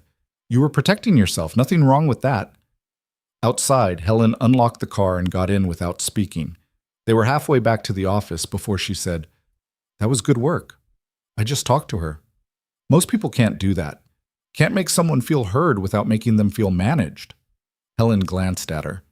"You've done customer service before." Waitress. 5 years. Shows you've got the touch for it. Helen pulled into the office parking lot.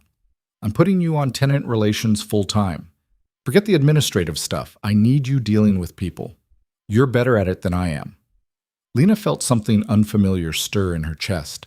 Pride, maybe. The sense of being good at something that mattered. "Thanks." "Don't thank me. This means you get all the difficult tenants." But Helen was smiling. That evening, Lena worked late finishing up reports. When she finally logged off, the office was empty and dark except for her desk lamp. She packed up her bag and headed for the elevator. The doors opened on the parking garage, and she stepped out and froze. Ethan leaned against her car. He looked terrible, unshaven, rumpled clothes, eyes bloodshot from drinking or lack of sleep, or both. When he saw her, he pushed off the car and took a step forward. "Lena, finally. I've been waiting for an hour." Her heart hammered against her ribs. The parking garage was empty, fluorescent lights humming overhead. No cameras in this section. She'd noticed that her first day. "How did you get in here?" "Followed someone through the gate. We need to talk." "We have nothing to talk about. Leave, Ethan." "I can't." He ran a hand through his hair, a gesture she'd once found endearing. Now it just looked desperate. "Vale's people came to my apartment again. They're serious, Lena. They're going to kill me if I don't pay." "Then pay." "I don't have $50,000. My parents cut me off after the divorce. I lost my job. I've got nothing." He moved closer. "But you do. You got the settlement money. You could help me." Lena took a step back. "Are you insane? You tried to ruin me in court, and now you want me to give you money?" "I'll pay you back." "No." Her voice was steel. "Get away from my car." "Lena, please. You don't understand what these people are like. I understand perfectly. You stole from them. You lied about it. And now you're facing consequences." She pulled out her phone. "I'm calling security." Ethan's expression changed. The desperation twisted into something uglier. "You think you're so much better than me now? Working for a criminal, taking his money? I work for a property management company. Doing legitimate work. Which is more than you ever did." "You're fucking him, aren't you?" Ethan's voice rose. "That's how you really got the job, spreading your legs for—" The sound of a car door opening cut him off. Marcus emerged from the black SUV Lena hadn't even noticed parked 3 spaces away. He moved with calm, unhurried purpose, putting himself between Lena and Ethan. "Mrs. Carter," Marcus said quietly. "Are you all right?" "I'm fine." "Mr. Cross, you need to leave." Ethan stared at Marcus, and Lena watched the color drain from his face. Recognition. Fear. "I was just talking to my ex-wife. You were harassing her in a private parking garage." Marcus's tone never changed, but something in it made Ethan take an involuntary step back. "That's going to stop. Now." "You can't tell me what to do. I can, and I am." Marcus pulled out his phone. "I can call the police and have you arrested for trespassing, or you can leave quietly and never contact Mrs. Carter again. Your choice." Ethan looked at Lena. She met his eyes and saw him trying to find the woman he'd married, sweet, compliant, willing to sacrifice for his sake. That woman was gone. "You're making a mistake," Ethan said, but his voice had lost its edge. "The mistake was marrying you. Everything after that is correction." Lena's voice didn't shake. "Goodbye, Ethan." He left, stumbled toward the exit gate, looking back once, then disappeared into the night. Lena's knees went weak. She leaned against her car, breathing hard. "How long were you there?" she asked Marcus. "Since you came down. I always wait until you're in your car before I leave." He studied her face. "Are you sure you're all right?" "Yeah, just—" She laughed shakily. "I'm fine. Thank you." "Don't thank me. Just doing my job." Marcus hesitated. He's getting more desperate, which makes him more dangerous. "I'm going to recommend increased security. You can't follow me around forever." "No, but I can make sure he understands the consequences if he tries something like this again." Marcus opened her car door. Drive safe. I'll be behind you. Lena drove home with Marcus's headlights in her rearview mirror, solid and reassuring. When she pulled into her building's lot, he waited until she was inside before driving away. Upstairs, she locked her door and stood in the dark, trying to process what had just happened. Ethan had looked scared. Actually, genuinely scared, and she'd felt nothing. No pity, no guilt, just cold satisfaction that he was finally facing the consequences of his choices. When had she become someone who could look at another person's fear and feel nothing? Her phone buzzed. Vale wants to see you tomorrow morning. 7 a.m. M. Why? He'll explain. Lena stared at the message. Tomorrow was Saturday. She wasn't supposed to work weekends. But when Dominic Vale wanted to see you, you showed up. She set her alarm for 5:30 and went to bed. Whatever was coming, she'd face it the same way she'd faced everything else lately. Head on, without apology, and without looking back. The city looked different at 6 in the morning on a Saturday. Quieter. Like it belonged to a different world than the one Lena had been navigating for the past month. Marcus picked her up in the same black SUV, but this time he was alone. No driver, just him behind the wheel looking like he'd already been awake for hours. Coffee's in the cup holder, he said as she climbed in. Lena grabbed it gratefully. Black. No sugar. He'd remembered from the one time she'd mentioned it weeks ago. The small detail unsettled her more than it should have. What's this about? Vale will explain. Marcus pulled into light traffic. But you should know. What happened last night with your ex-husband accelerated some decisions. What kind of decisions? The kind that changed things. He glanced at her in the rearview mirror. You've been doing good work. Helen's impressed. Vale's impressed. But the situation with Ethan is becoming a problem that needs handling. Lena's stomach tightened. Handling how? Marcus didn't answer, just drove. They took a different route this time, heading out of the city proper toward the waterfront. The buildings here were older, industrial, converted warehouses and shipping facilities that had been bought up and transformed into something else. The SUV pulled into a gated complex that required 2 security checkpoints and finally stopped in front of a building that looked like it had once been a factory. Inside, the space was nothing like the office building. This was raw brick and exposed steel, high ceilings with skylights letting in the weak morning sun. But the furniture was expensive, the art on the walls the kind that belonged in museums, and everything spoke of money trying to look unpretentious. Vale stood by floor-to-ceiling windows overlooking the water, dressed casually in jeans and a dark sweater. He turned as they entered, and Lena noticed something different in his expression. Not the professional mask he wore at the office. Something sharper. Mrs. Carter, thank you for coming. He gestured to a seating area. Breakfast? A table nearby held coffee, pastries, fruit. Lena's stomach reminded her she'd skipped dinner. Sure. They sat. Marcus took up a position near the door, close enough to hear but far enough to give them space. Vale poured coffee for both of them and studied her over the rim of his cup. Marcus told me what happened in the parking garage last night. It was nothing. Ethan was drunk and desperate. It was harassment. On property I own, against an employee I value. Vale's tone was conversational, but something underneath it made Lena's pulse quicken. That's not nothing. I handled it. You shouldn't have had to. Vale set down his cup. Your ex-husband owes me $50,000. He has until the end of the month to pay. Given his current financial situation, that's not going to happen, which means I have a decision to make about how to collect. Lena's mouth went dry. What are you saying? I'm saying that Ethan Cross is about to become a cautionary tale. The question is what kind of tale? Vale leaned back. Option 1. I send people to have a conversation with him. Physical, painful.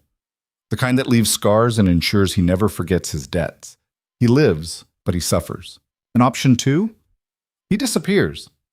Completely. No body, no evidence, no closure for his family. Just gone. The words hung in the air like smoke. Lena stared at Vale, trying to reconcile the man who'd offered her a job and decent benefits with the one now calmly discussing murder over coffee and croissants. You're asking me to choose. Her voice came out steadier than she felt. No. I'm telling you what's going to happen and giving you the courtesy of understanding why. Vale's expression didn't change. But I'm curious what you think he deserves. I think he deserves to face legal consequences. Prison, probation, whatever the courts decide. The courts won't decide anything. There's no evidence that would hold up in criminal court without exposing my own operations. And even if there were, men like Ethan have a way of sliding through the system. Vale poured more coffee. So, again, what does he deserve? Lena thought about the courtroom, the accusations, the way Ethan had tried to destroy her reputation to cover his own theft, the way he'd shown up in the parking garage last night, not to apologize, but to demand she save him from consequences he'd brought on himself. He deserves to be scared, she said finally. Really scared, the way he made me scared. But I don't want him dead. Vale nodded slowly. Fair enough. Option 1 it is. Just like that? Your opinion matters to me. Not because you have any say in how I run my business, but because you're the one who had to live with his choices. Vale stood and moved to the windows.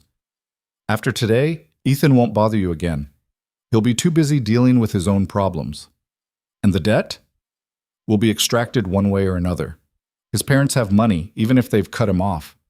They'll find a way to pay rather than watch their son suffer. Vale turned back to face her. But that's not why I asked you here. Alina waited. You've been working for me for 3 weeks. In that time, you've proven yourself competent, discreet, and capable of handling difficult situations. Helen wants to promote you to senior tenant relations. 40% raise, company car, your own office. That's, Lena struggled to process. That's fast. It's deserved. You're good at the work, and you don't ask questions you shouldn't ask. That combination is valuable. Vale moved back to his chair. But I'm offering you something else. Something beyond property management. Here it was, the other shoe dropping. What kind of something? I have business interests that require a specific kind of representative. Someone who can move in certain spaces without drawing attention, who can carry messages, make introductions, observe situations, and report back accurately. Vale watched her carefully. Someone who looks like exactly what she is.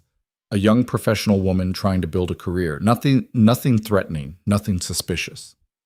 You want me to spy for you. I want you to be my eyes and ears in places where men like Marcus would stand out. Business dinners, charity events, property showings in buildings I'm considering acquiring. Completely legitimate activities, but with an agenda beyond the surface purpose. And if I say no? Then you continue your work with Helen, take the promotion, and we never discuss this again. No pressure, no consequences. Vale's expression was sincere. I mean that, Mrs. Carter. This is an opportunity, not an obligation. Lena stood and walked to the windows. Below, the water was gray and choppy, boats moving through the morning mist. She thought about her apartment, her old life, the version of herself who'd sat in that courtroom 4 weeks ago thinking her world was ending. That woman would have said no, would have been terrified of stepping deeper into Dominic Vale's world, but that woman didn't exist anymore. What would this pay? $75,000 base salary, plus bonuses for successful assignments, company apartment, actually nice this time, not your current place, and access to resources you might need. Resources like what? Security, legal support, a discretionary budget for expenses. Vale joined her at the window. You'd still report to Helen for your regular work, but you'd also report directly to me for special projects. Think of it as 2 jobs. One very normal, one less so. Why me? You could hire professionals. Professionals look like professionals. They have tells, patterns, training that shows if you know what to look for. Vale's voice was quiet. You're invisible in the best way. People underestimate you, don't remember you. That's worth more than all the training in the world. Lena turned to face him. If I do this, I need guarantees. Ethan stays away from me, completely. And if this job puts me in danger, you pull me out immediately. Agreed. And I want to know what I'm walking into. No surprises, no discovering I've been used for something I didn't sign up for. I'll brief you on every assignment personally. You'll always know the objective and the stakes. Vale offered his hand. Do we have a deal? Lena looked at his hand. This was it. The moment where she either stepped back toward safety or forward into something that terrified and exhilarated her in equal measure. She shook his hand. "We have a deal." Vale smiled. Not the professional mask, but something genuine. "Good. Your first assignment is next Friday, Charity Gala for the Arts Council. I'm considering a donation, which means I need to understand who's really running the organization and where the money actually goes." "You want me to go to a gala and what? Ask questions?" "I want you to go to a gala, look beautiful, and listen. People talk around beautiful women. They assume you're decorative, not paying attention." Vale moved to a desk in the corner and pulled out a folder. "Guest list, background on the key players, the cover story for why you're attending. Study it." Lena took the folder. Inside were dossiers on a dozen people, photos, brief bios, notes on their relationships and business interests. It looked like something out of a spy novel. "This is insane. This is business, just a different kind than you're used to." Vale checked his watch. "Marcus will take you home. Spend the weekend getting familiar with that material. Monday, we'll go over your cover story and get you set up with appropriate attire for the event." "Appropriate attire?" "It's black tie. I assume you don't own a gown." Lena almost laughed. "No, I don't own a gown." "That'll be handled. Marcus will take you to a boutique Monday afternoon. Pick whatever you like, put it on the company account." "You really have thought of everything." "I've been doing this a long time, Mrs. Carter. The details matter." Vale walked her to the door. "One more thing. After today, Ethan won't be a problem. But if he or anyone else threatens you, you call me immediately. Not the police, me. Understand?" "Why?"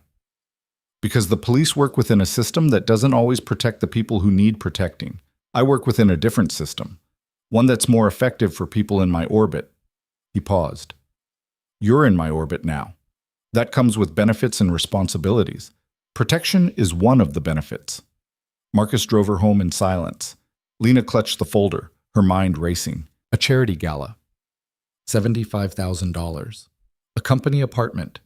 The whole thing felt surreal, like she'd fallen into someone else's life. "You okay?" Marcus asked as they pulled up to her building. "I have no idea." Lena looked at him. "Is this what you do? Go to events and spy on people?" "Sometimes. Other times I do things that wouldn't work well with your skill set."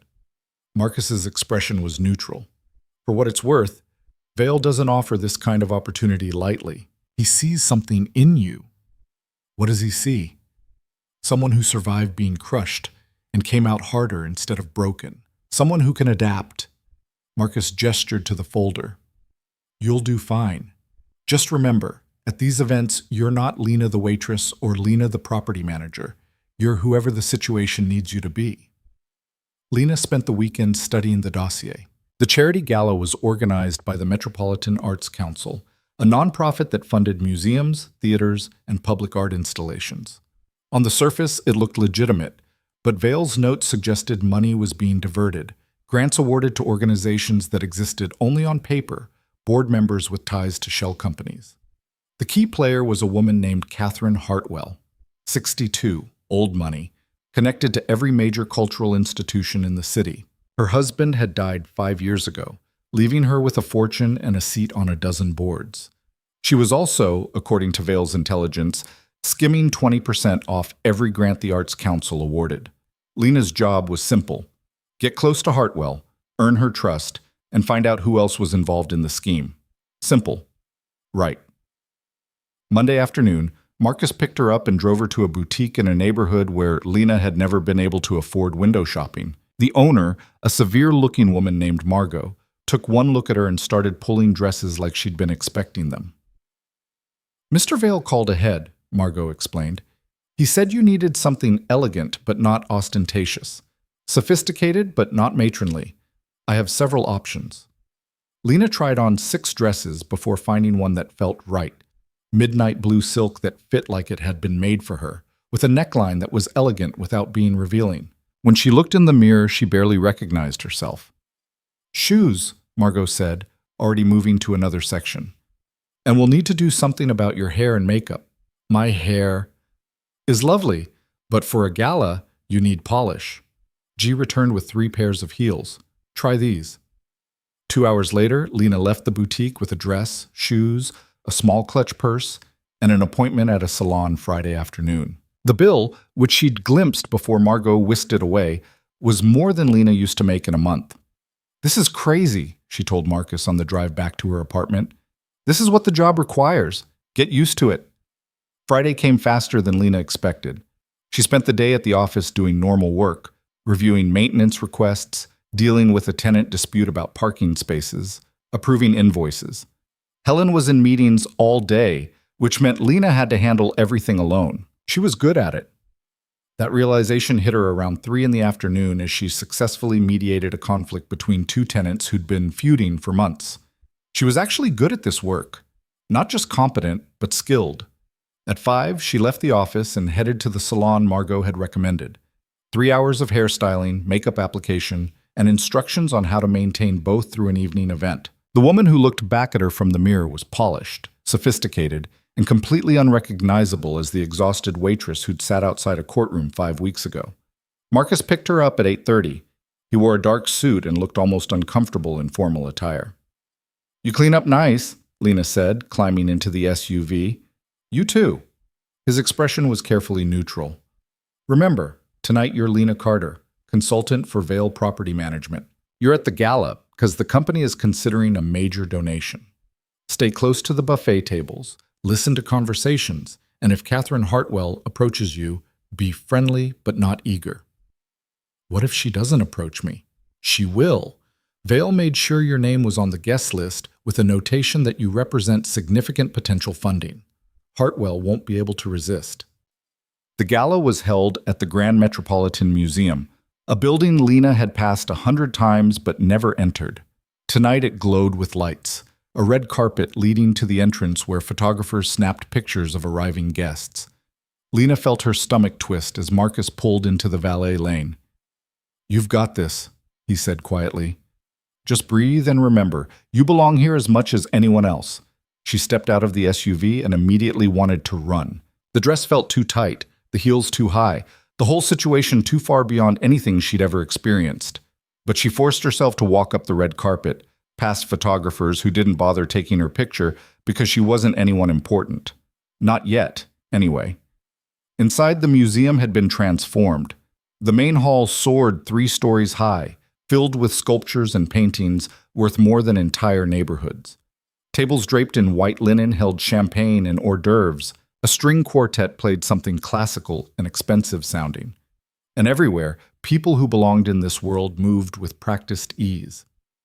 Lena grabbed a glass of champagne she had no intention of drinking and positioned herself near a painting of a woman in a garden. She was studying it with fake interest when a voice behind her said, "Lovely piece, isn't it? Though personally, I find Renoir's work a bit saccharine." Lena turned. The woman addressing her was exactly who she'd been waiting for, Catherine Hartwell, wearing diamonds that could probably fund a small country and an expression of benign interest. "I'm afraid I don't know much about art," Lena admitted, which was true. "I'm here representing my company's interest in supporting the Arts Council." "How wonderful!" Catherine's smile widened. "I'm Catherine Hartwell, board chair, and you are?" "Lena Carter. I work for Vale Property Management." Catherine's expression flickered, just for a second, something calculating beneath the social polish. "Vale Property. Yes, I've heard of them. Quite successful, aren't they?" "We've been fortunate."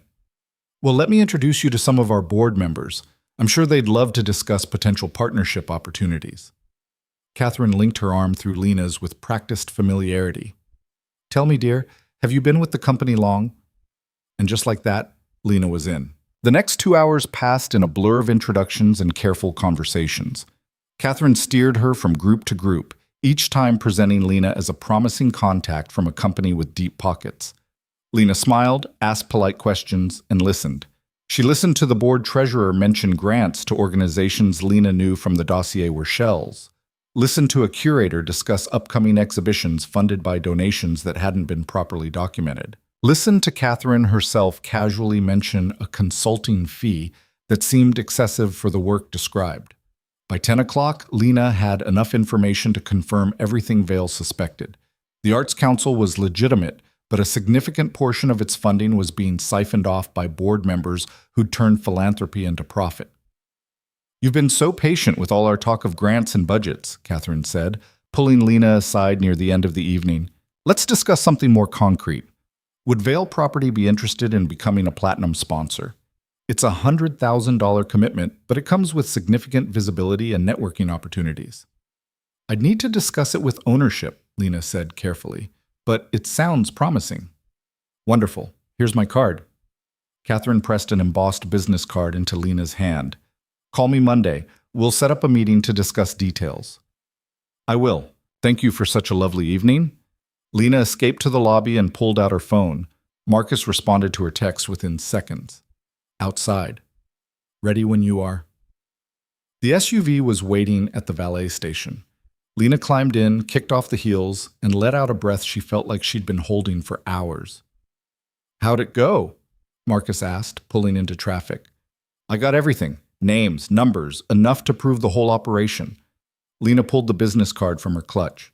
"Hartwell wants a meeting Monday to discuss a sponsorship." "Good work." Marcus glanced at her in the mirror. "You look exhausted." "I am exhausted. Smiling for 3 hours straight is harder than working a double shift." "Different kind of work, but you did well." He navigated through late-night traffic. "Vale will want a full debrief tomorrow, but tonight, go home and rest." Lena's apartment felt especially small and shabby after the museum's grandeur. She changed out of the dress, removed the makeup, and stood in her bathroom looking at herself. Same face as this morning, but somehow different, like she'd crossed a line she couldn't uncross. Her phone buzzed. "Vale. Marcus says you were perfect. Well done. Tomorrow, 10 a.m., my office. We'll discuss next steps." Lena stared at the message. Perfect. When was the last time someone had called her perfect at anything? She fell asleep still thinking about it. The next morning, she met Vale at his waterfront building. He listened to her report without interrupting, taking notes on a tablet while she described every conversation, every name mentioned, every detail that seemed significant. "Catherine Hartwell invited you to a sponsorship meeting," he said when she finished. "Monday at 2. Should I go?" "Absolutely. String her along, express interest, ask intelligent questions. The longer we can keep her thinking Vale Property is a potential mark, the more information she'll reveal." Vale set down his tablet. "You did exceptional work last night, Mrs. Carter. Better than I expected for a first assignment." "Thank you." "Don't thank me yet. This was the easy part." Vale's expression grew serious. "What I learned last night is valuable, but it's not enough to move on.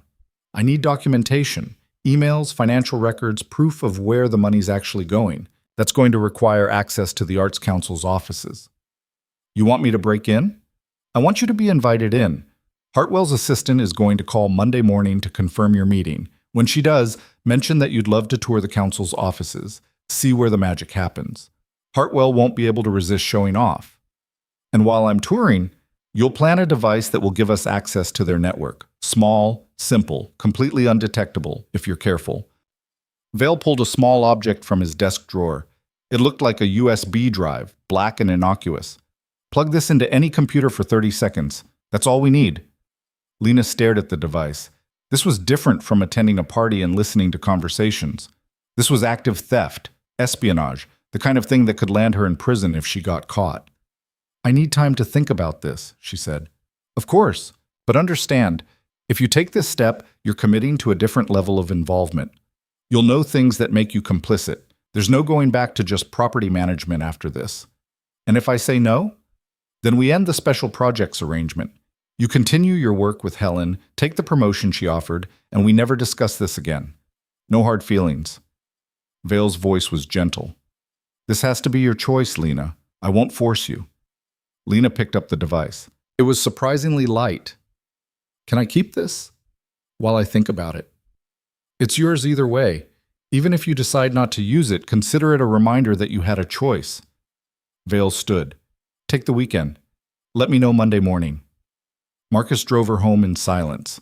Lena spent the rest of Saturday and all of Sunday turning the USB drive over in her hands, weighing risks and rewards. The smart choice was to walk away. Take the legitimate promotion, build a normal career, stay safe. But the smart choice had never gotten her anywhere before. The smart choice had been marrying Ethan. The smart choice had been trying to make a broken marriage work. The smart choice had left her broke and invisible and terrified. This choice, the dangerous one, had given her money, purpose, and for the first time in her life, the feeling that she mattered. Monday morning, she texted Vale before she could change her mind. "I'm in. What time is the meeting with Hartwell?" His response came immediately. 2 p.m. Marcus will brief you at noon. And Lena? Thank you for trusting me. She didn't text back that trust had nothing to do with it, that this was about proving to herself that she could be someone other than the victim she'd been for so long. That afternoon, Lena Carter walked into the Metropolitan Arts Council's offices wearing her best professional smile and carrying espionage equipment in her purse. Catherine Hartwell greeted her with enthusiasm that seemed genuine. "Lena, so wonderful to see you again. Let me show you around our offices before we talk business." The tour took 20 minutes. Catherine showed her the conference room, the grant review offices, the archives where decades of Arts Council history were stored, and finally, her own office. Spacious, elegant, with a computer sitting unlocked on her desk. "I'm so sorry. I need to take this call," Catherine said when her phone rang. "Do you mind waiting here for just a moment?" "Not at all." Catherine stepped into the hallway, closing the door behind her. Lena moved quickly, pulled the USB drive from her purse, crossed to Catherine's computer, inserted it into the port. 30 seconds, Vale had said. She counted them off, watching the hallway through the glass door, her heart hammering so hard she was sure everyone in the building could hear it. 28, 29, 30. She pulled the drive out and slipped it back into her purse just as Catherine returned. "Sorry about that. Crisis with a donor, you know how it is." Catherine settled into her chair, completely oblivious. "Now, let's talk about that platinum sponsorship." They talked for 45 minutes. Lena asked questions, took notes, played the role of interested corporate representative. And the entire time, Vale's device was transmitting data from Catherine's computer to servers Lena would never see. When she finally left the office, she felt like she might throw up. Marcus was waiting outside. "Done?" he asked. "Done." "You look pale." "I think I just committed a felony. Technically several felonies, but don't worry, you won't get caught." Marcus pulled into traffic. "How do you feel?" Lena considered the question. Terrified, exhilarated, powerful in a way she'd never experienced. "Like I just became someone completely different," she admitted. "You did. Welcome to the other side of normal, Mrs. Carter." That evening, Vale called her personally. "The device worked perfectly. We've got everything. Emails, financial records, enough to dismantle Hartwell's operation completely." His voice carried satisfaction. "You did excellent work today. What happens now?" "Now we decide what to do with the information. But that's my concern, not yours. Your job is done." Vale paused. "Your bonus for this assignment is $25,000. It'll be in your account by morning. $25,000 for 1 week of work." "Thank you," Lena said, because she didn't know what else to say. "You earned it. Get some rest. I'll have another assignment for you next month." Lena hung up and sat in her apartment, trying to process what her life had become. 5 weeks ago, she'd been a broke waitress losing a divorce. Now she was committing corporate espionage for a crime lord and getting paid more than she'd made in a year. Her phone buzzed. Unknown number. "This is your last warning. Vale's money won't protect you forever." Ethan, still trying to scare her. Lena deleted the message and blocked the number. Then she pulled up Marcus's contact. "Ethan's still sending threats. Can you handle it?" "Already handled. He won't bother you again. Promise." She believed him. That was perhaps the strangest part of all this. She trusted Marcus and Vale more than she'd ever trusted her own husband. The next morning, Lena woke to news alerts on her phone. Ethan Cross had been found beaten severely outside a bar in the warehouse district. He was in the hospital with multiple broken bones, but would survive. Police were investigating, but there were no suspects. Lena stared at the news article for a long time. She should have felt guilty, should have felt horror that violence had been committed, even if it was against someone who tried to destroy her. Instead, she felt nothing but cold satisfaction. Ethan had threatened her one too many times. Now he was learning what happened when you pushed the wrong people. Her phone rang. Patricia, her divorce lawyer. "Lena, have you seen the news about Ethan?" I saw. Do you know anything about what happened? Patricia's voice was careful. No, but I can't say I'm sorry it did. Silence on the other end. Then, be careful, Lena. I don't know what you've gotten yourself into, but please be careful. I will. Thank you, Patricia. She hung up and got ready for work. Another day of tenant relations, maintenance requests, normal business. As if she hadn't spent Friday night at a gala gathering intelligence on embezzlement, as if she hadn't planted surveillance equipment in a nonprofit office Monday afternoon, as if the man she'd once married wasn't lying in a hospital bed because she'd asked for protection. Lena Carter walked into Vail Property Management at 8 a.m. sharp, smiled at the security guard, rode the elevator to the 8th floor, and became exactly what she needed to be. Invisible, competent, dangerous, and for the first time in her entire life, completely, terrifyingly free. 3 months after the Arts Council assignment, Lena's life had developed a rhythm that felt almost normal. Most days she worked for Helen, handling tenant relations and property issues with a competence that had earned her genuine respect. 2 or 3 times a month she took on assignments for Vail.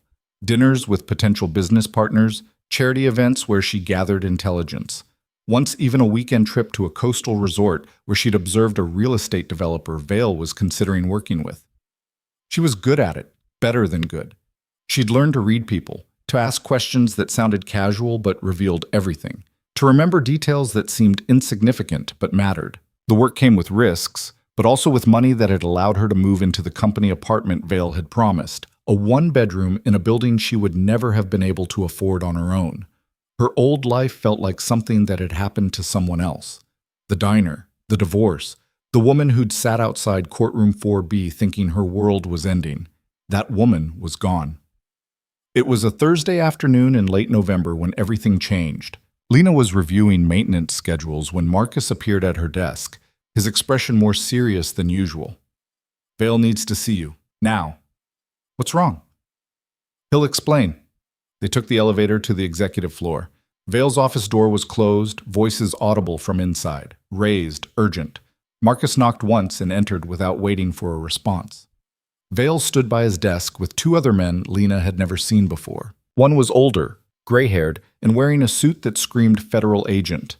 The other was younger, intense, with the kind of eyes that cataloged everything. Mrs. Carter. Vail's voice was tight.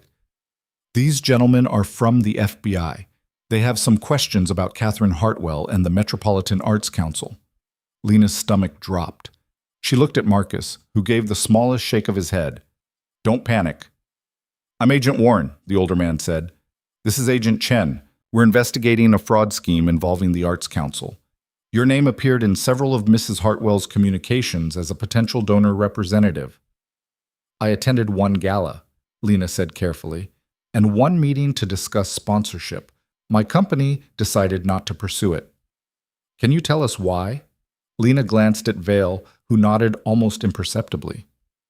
The numbers didn't make sense. When I reviewed the council's financials, there were discrepancies in how grants were being allocated. I reported my concerns to ownership, and we decided to pass on the opportunity. Did Mrs. Hartwell seem aware that you'd identified these discrepancies? No, I was polite about declining, said it wasn't the right fit for our company's philanthropic goals. Agent Warren made notes. Did you have any other contact with Mrs. Hartwell after that meeting? She called once to try to change my mind. I declined again. That was it. The agents exchanged glances. Agent Chen spoke for the first time. Mrs. Carter, we're going to need you to come to our office and make a formal statement. Today, if possible. Vail cut in smoothly. Of course, but Mrs. Carter will need her attorney present. That's her right. Warren pulled out a business card. Have your lawyer contact me to arrange a time. After the agents left, the office fell into heavy silence. Vail moved to the window, hands clasped behind his back. They're building a case against Hartwell, he said quietly, which means they've been investigating for months, possibly since before you attended that gala. Did they find the surveillance device? Lena's voice shook. No, if they had, we'd be having a very different conversation. Vail turned to face her. But they know something. The question is what and how much. Marcus spoke from his position by the door. Hartwell kept records. If she documented her approach to Vale property, Lena's name is in those files. The FBI would have found it during their investigation. Which means they think I'm a witness, not a suspect, Lena said, trying to convince herself. Right? For now. Vale crossed to his desk and pulled out a folder. Arthur Weston will represent you. He's already been briefed. Meet with the FBI, answer their questions truthfully about what you observed, and do not volunteer anything they don't ask about. What if they ask about you? Then you tell them the truth. I'm the owner of the company you work for. You've met me in professional contexts, nothing more. Vale's expression was unreadable. They can't prove any connection beyond that unless someone talks. And no one's going to talk. The meeting with the FBI happened 2 days later. Arthur Weston accompanied Lena to a federal building downtown where she spent 3 hours answering questions about her interaction with Catherine Hartwell.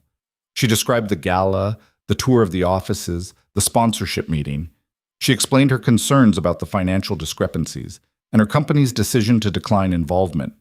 She did not mention the USB drive, did not mention that she'd been gathering intelligence deliberately, did not mention anything that would connect her actions to Vale's actual business. Agent Warren seemed satisfied.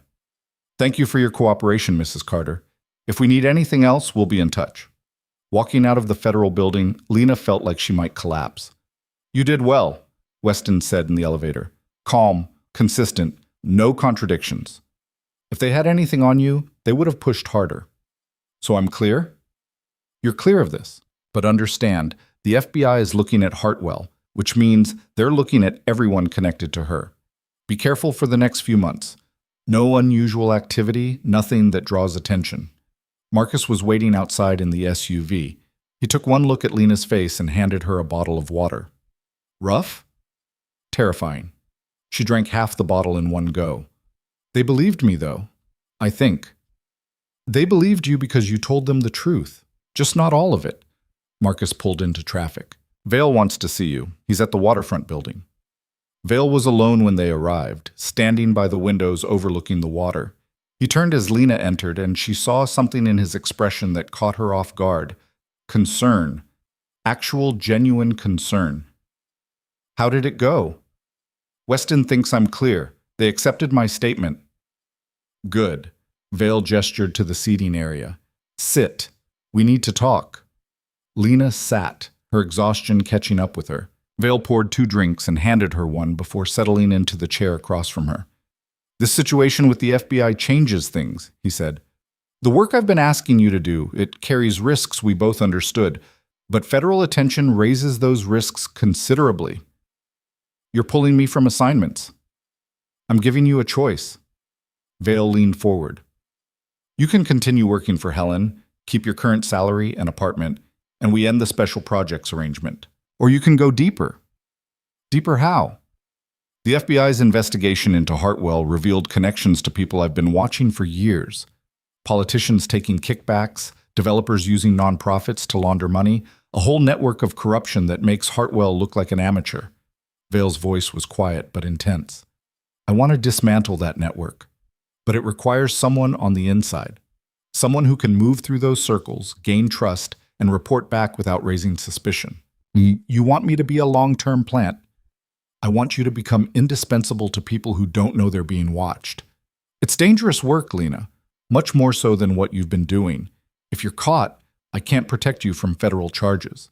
And if my enemies figure out what you're doing, you become a target. Lena took a long drink. What's the alternative? Safe, boring work managing properties. A good life by any reasonable measure. Vale studied her face. Most people would take it, walk away from danger, build something stable and normal. There's no shame in that choice. But I don't think you want normal anymore. I think you've discovered something about yourself these past few months. You're good at this work, and more than that, you like it. He was right. That was the terrifying part. Lena had spent her whole life trying to be invisible, to avoid conflict, to make herself small enough that she wouldn't get hurt. And then she'd stepped into Vale's world and discovered that invisibility could be a weapon, that she could be dangerous and effective and valued for exactly who she was. If I do this, Lena said slowly, I need guarantees, real ones, protection, resources, and an exit strategy if things go wrong. You'll have all of that, plus a significant salary increase, 150,000 base, with bonuses that could double that depending on results. Vale pulled out a contract. This is a 1-year commitment. After that, you can renegotiate or walk away clean. I'll provide new identity documents if you need to disappear, relocation assistance, and enough money to start over anywhere in the world. Lena looked at the contract. This was it, the point of no return. Everything before this could be explained away as mistakes, as getting caught up in situations beyond her control. But signing this meant actively choosing to become part of Vale's world, choosing danger over safety, choosing power over normalcy. She thought about the woman who'd sat in that courtroom, broke and invisible and terrified. That woman was dead. She'd been dying for years, suffocating in a marriage that was killing her slowly. The divorce hadn't saved her. It had just exposed how little was left. Vale had offered her a different kind of life, one where she mattered, where her skills had value, where she could be dangerous instead of endangered. Lena signed the contract. Tell me what you need me to do. Vale smiled, not the professional mask, but something genuine and almost warm. Welcome to the next level, Mrs. Carter. Your first target is Senator Richard Morrison. He's accepting bribes from developers in exchange for favorable zoning decisions. I need proof. The next 6 months were a blur of careful cultivation. Lena attended fundraisers, joined committees, made herself useful to Morrison's campaign staff. She was friendly but not eager, competent but not ambitious enough to be threatening. Just another young professional trying to make connections. Morrison noticed her eventually. They all did. These powerful men who assumed young women were either trying to sleep their way up or were too naive to understand the games being played. Lena let them underestimate her, let them talk around her like she was furniture, and she listened. By April, she had recordings of Morrison accepting cash payments from a developer whose projects she'd helped fast-track through the zoning board. She had emails proving he'd killed investigations into building code violations. She had enough evidence to end his career and possibly send him to prison. Vale took the information and did something Lena hadn't expected. He gave it to the FBI. Why? She asked when he told her. I thought you hated the feds. I hate corruption more. Morrison's been blocking legislation that would help this city because it would hurt his donors. He needs to go. Vale looked at her seriously. And this way, you're helping law enforcement, not breaking it. The FBI will never know where the evidence really came from. They'll think they developed it through their own investigation. Morrison was indicted 3 weeks later. The news called it a major corruption bust. Lena watched the coverage from her apartment, drinking wine and feeling nothing but cold satisfaction. 1 down. How many more to go? The answer, it turned out, was several. Over the next year, Lena helped expose a city councilman taking bribes, a real estate developer using eminent domain to steal properties, and a judge selling favorable rulings. Each time, the evidence went to the FBI or to journalists who could use it safely. Each time, another piece of the corruption network crumbled, and each time Lena felt herself changing, becoming harder, more calculating, better at the work, but also more isolated from anything resembling a normal life. She didn't have friends anymore, didn't date, didn't do anything that might create complications or vulnerabilities. Her whole existence had narrowed to the work and to the strange relationship she'd developed with Vale. It wasn't romantic, at least she didn't think it was, but there was something there, a mutual respect, an understanding that ran deeper than employer and employee. He trusted her with things that could destroy him. She trusted him with her safety. That bond meant something, even if neither of them could name it.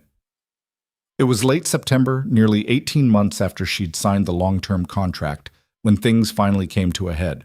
Lena was meeting with a contact at a restaurant downtown, gathering information on a property development scheme, when Marcus appeared at her table looking tense. We need to leave. Now. What's wrong? Ethan's out of the hospital, and he's talking to people he shouldn't be talking to. They'd kept tabs on Ethan since his beating. He'd spent months recovering, then disappeared into his parents' estate. Lena had assumed he'd learned his lesson. Apparently not. Marcus drove her to the waterfront building where Vale was waiting with 2 other men she recognized as his security team. Ethan's been making noise, Vale said without preamble, claiming he has information about my operations. He approached a reporter yesterday, tried to sell a story about how I run criminal enterprises through legitimate businesses. Does he have proof? Lena's voice was steady despite the fear climbing her throat. No, but he has your name, and he's threatening to go public with claims that you're my inside person, that you've been conducting corporate espionage. Vale's expression was grim. It's all speculation, but if a reporter starts digging, they might find threads worth pulling. What do? We handle it, permanently. The word hung in the air. Lena understood what he meant. This wasn't going to be another beating. This was elimination. No. The word came out before she could stop it. You can't kill him. Vale looked at her with something like surprise. Why not? He's a threat to everything we've built, to you specifically. Because I don't want blood on my hands. Not his. Not anyone's. Lena stood, pacing. There has to be another way. Such as? Discredit him. Make him look crazy. He's a bitter ex-husband with a history of fraud, making wild accusations against his ex-wife's employer. No credible journalist will touch that story if we play it right. Vale considered this. It's riskier than the permanent solution. I don't care. I've done a lot of things I'm not proud of, but I'm not going to be responsible for murder. Lena met his eyes. Find another way or I walk. Right now. And I take my chances with whatever Ethan says. The room went silent. Vale's security team looked shocked that anyone would talk to him like that. Marcus looked like he was trying not to smile. Vale studied her for a long moment. Then, surprisingly, he nodded. All right, we'll do it your way. Marcus, contact our media people. Let's build a narrative that makes Ethan Cross look like exactly what he is, a desperate man trying to blame everyone but himself for his failures. It took 2 weeks of careful work, strategic leaks to journalists about Ethan's fraud conviction, his history of debt and substance abuse, his threats against Lena after the divorce. By the time Ethan actually approached a major newspaper with his story, the editor already had a file on him marked unreliable source. The story never ran. Ethan made one last attempt, showed up drunk outside Lena's apartment building, screaming about conspiracies and corruption. Security cameras caught the whole thing. Marcus made sure the footage got to the police. Ethan was arrested for harassment in violation of a restraining order Lena had finally filed. His parents bailed him out and immediately committed him to a psychiatric facility. The official story was exhaustion and substance abuse.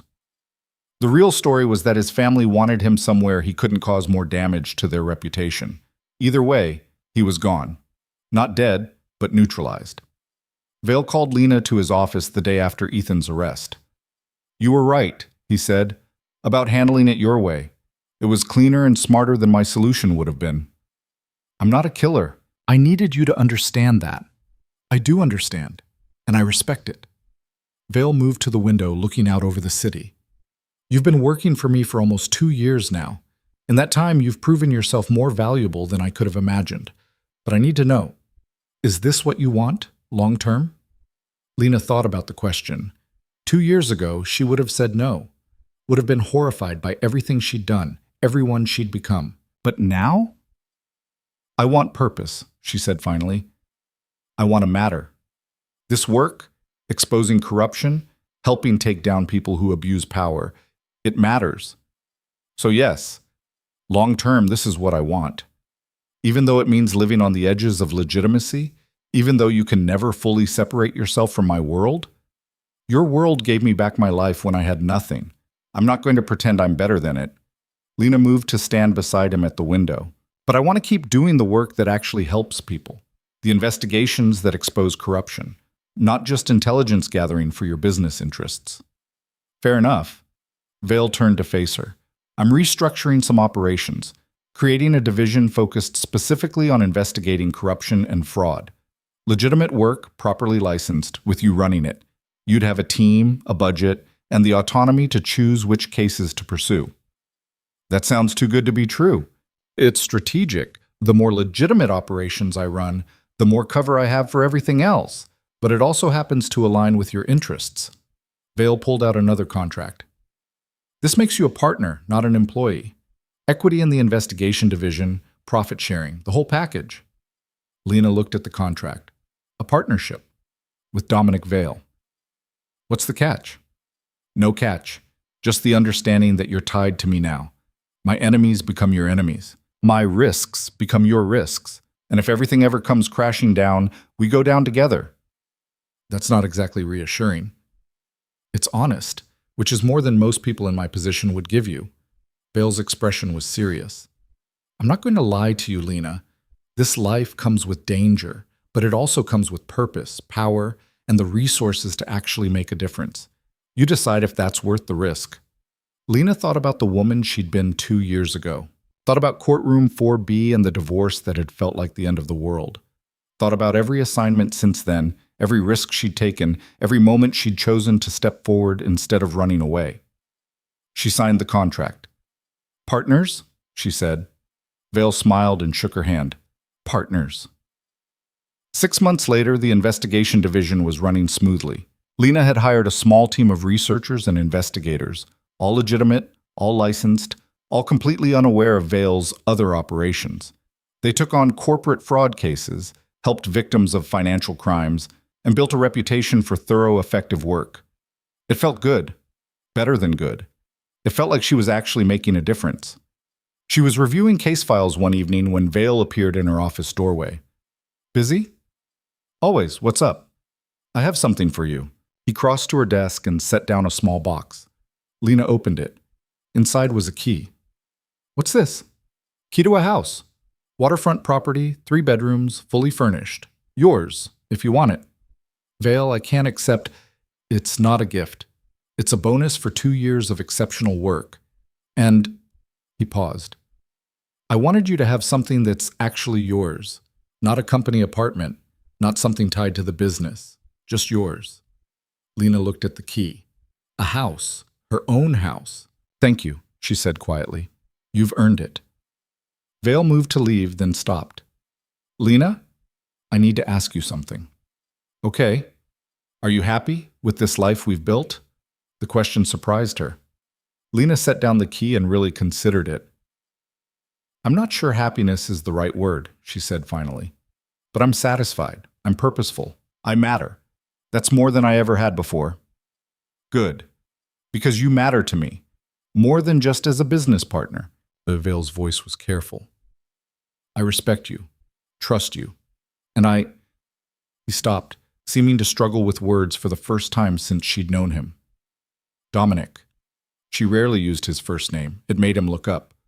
I know. I feel it too. Whatever this is. What is it? I don't know, but I know I don't want to lose it. Lena stood and walked around the desk. We work well together. We trust each other. And maybe that's enough. Maybe we don't need to define it beyond that. Vale looked at her for a long moment. Then, slowly, he smiled. Maybe you're right. They stood there in the quiet office, 2 people who'd built something complicated and dangerous and valuable out of desperation and opportunity. It wasn't love, not the way Lena had once understood love, but it was partnership. It was respect.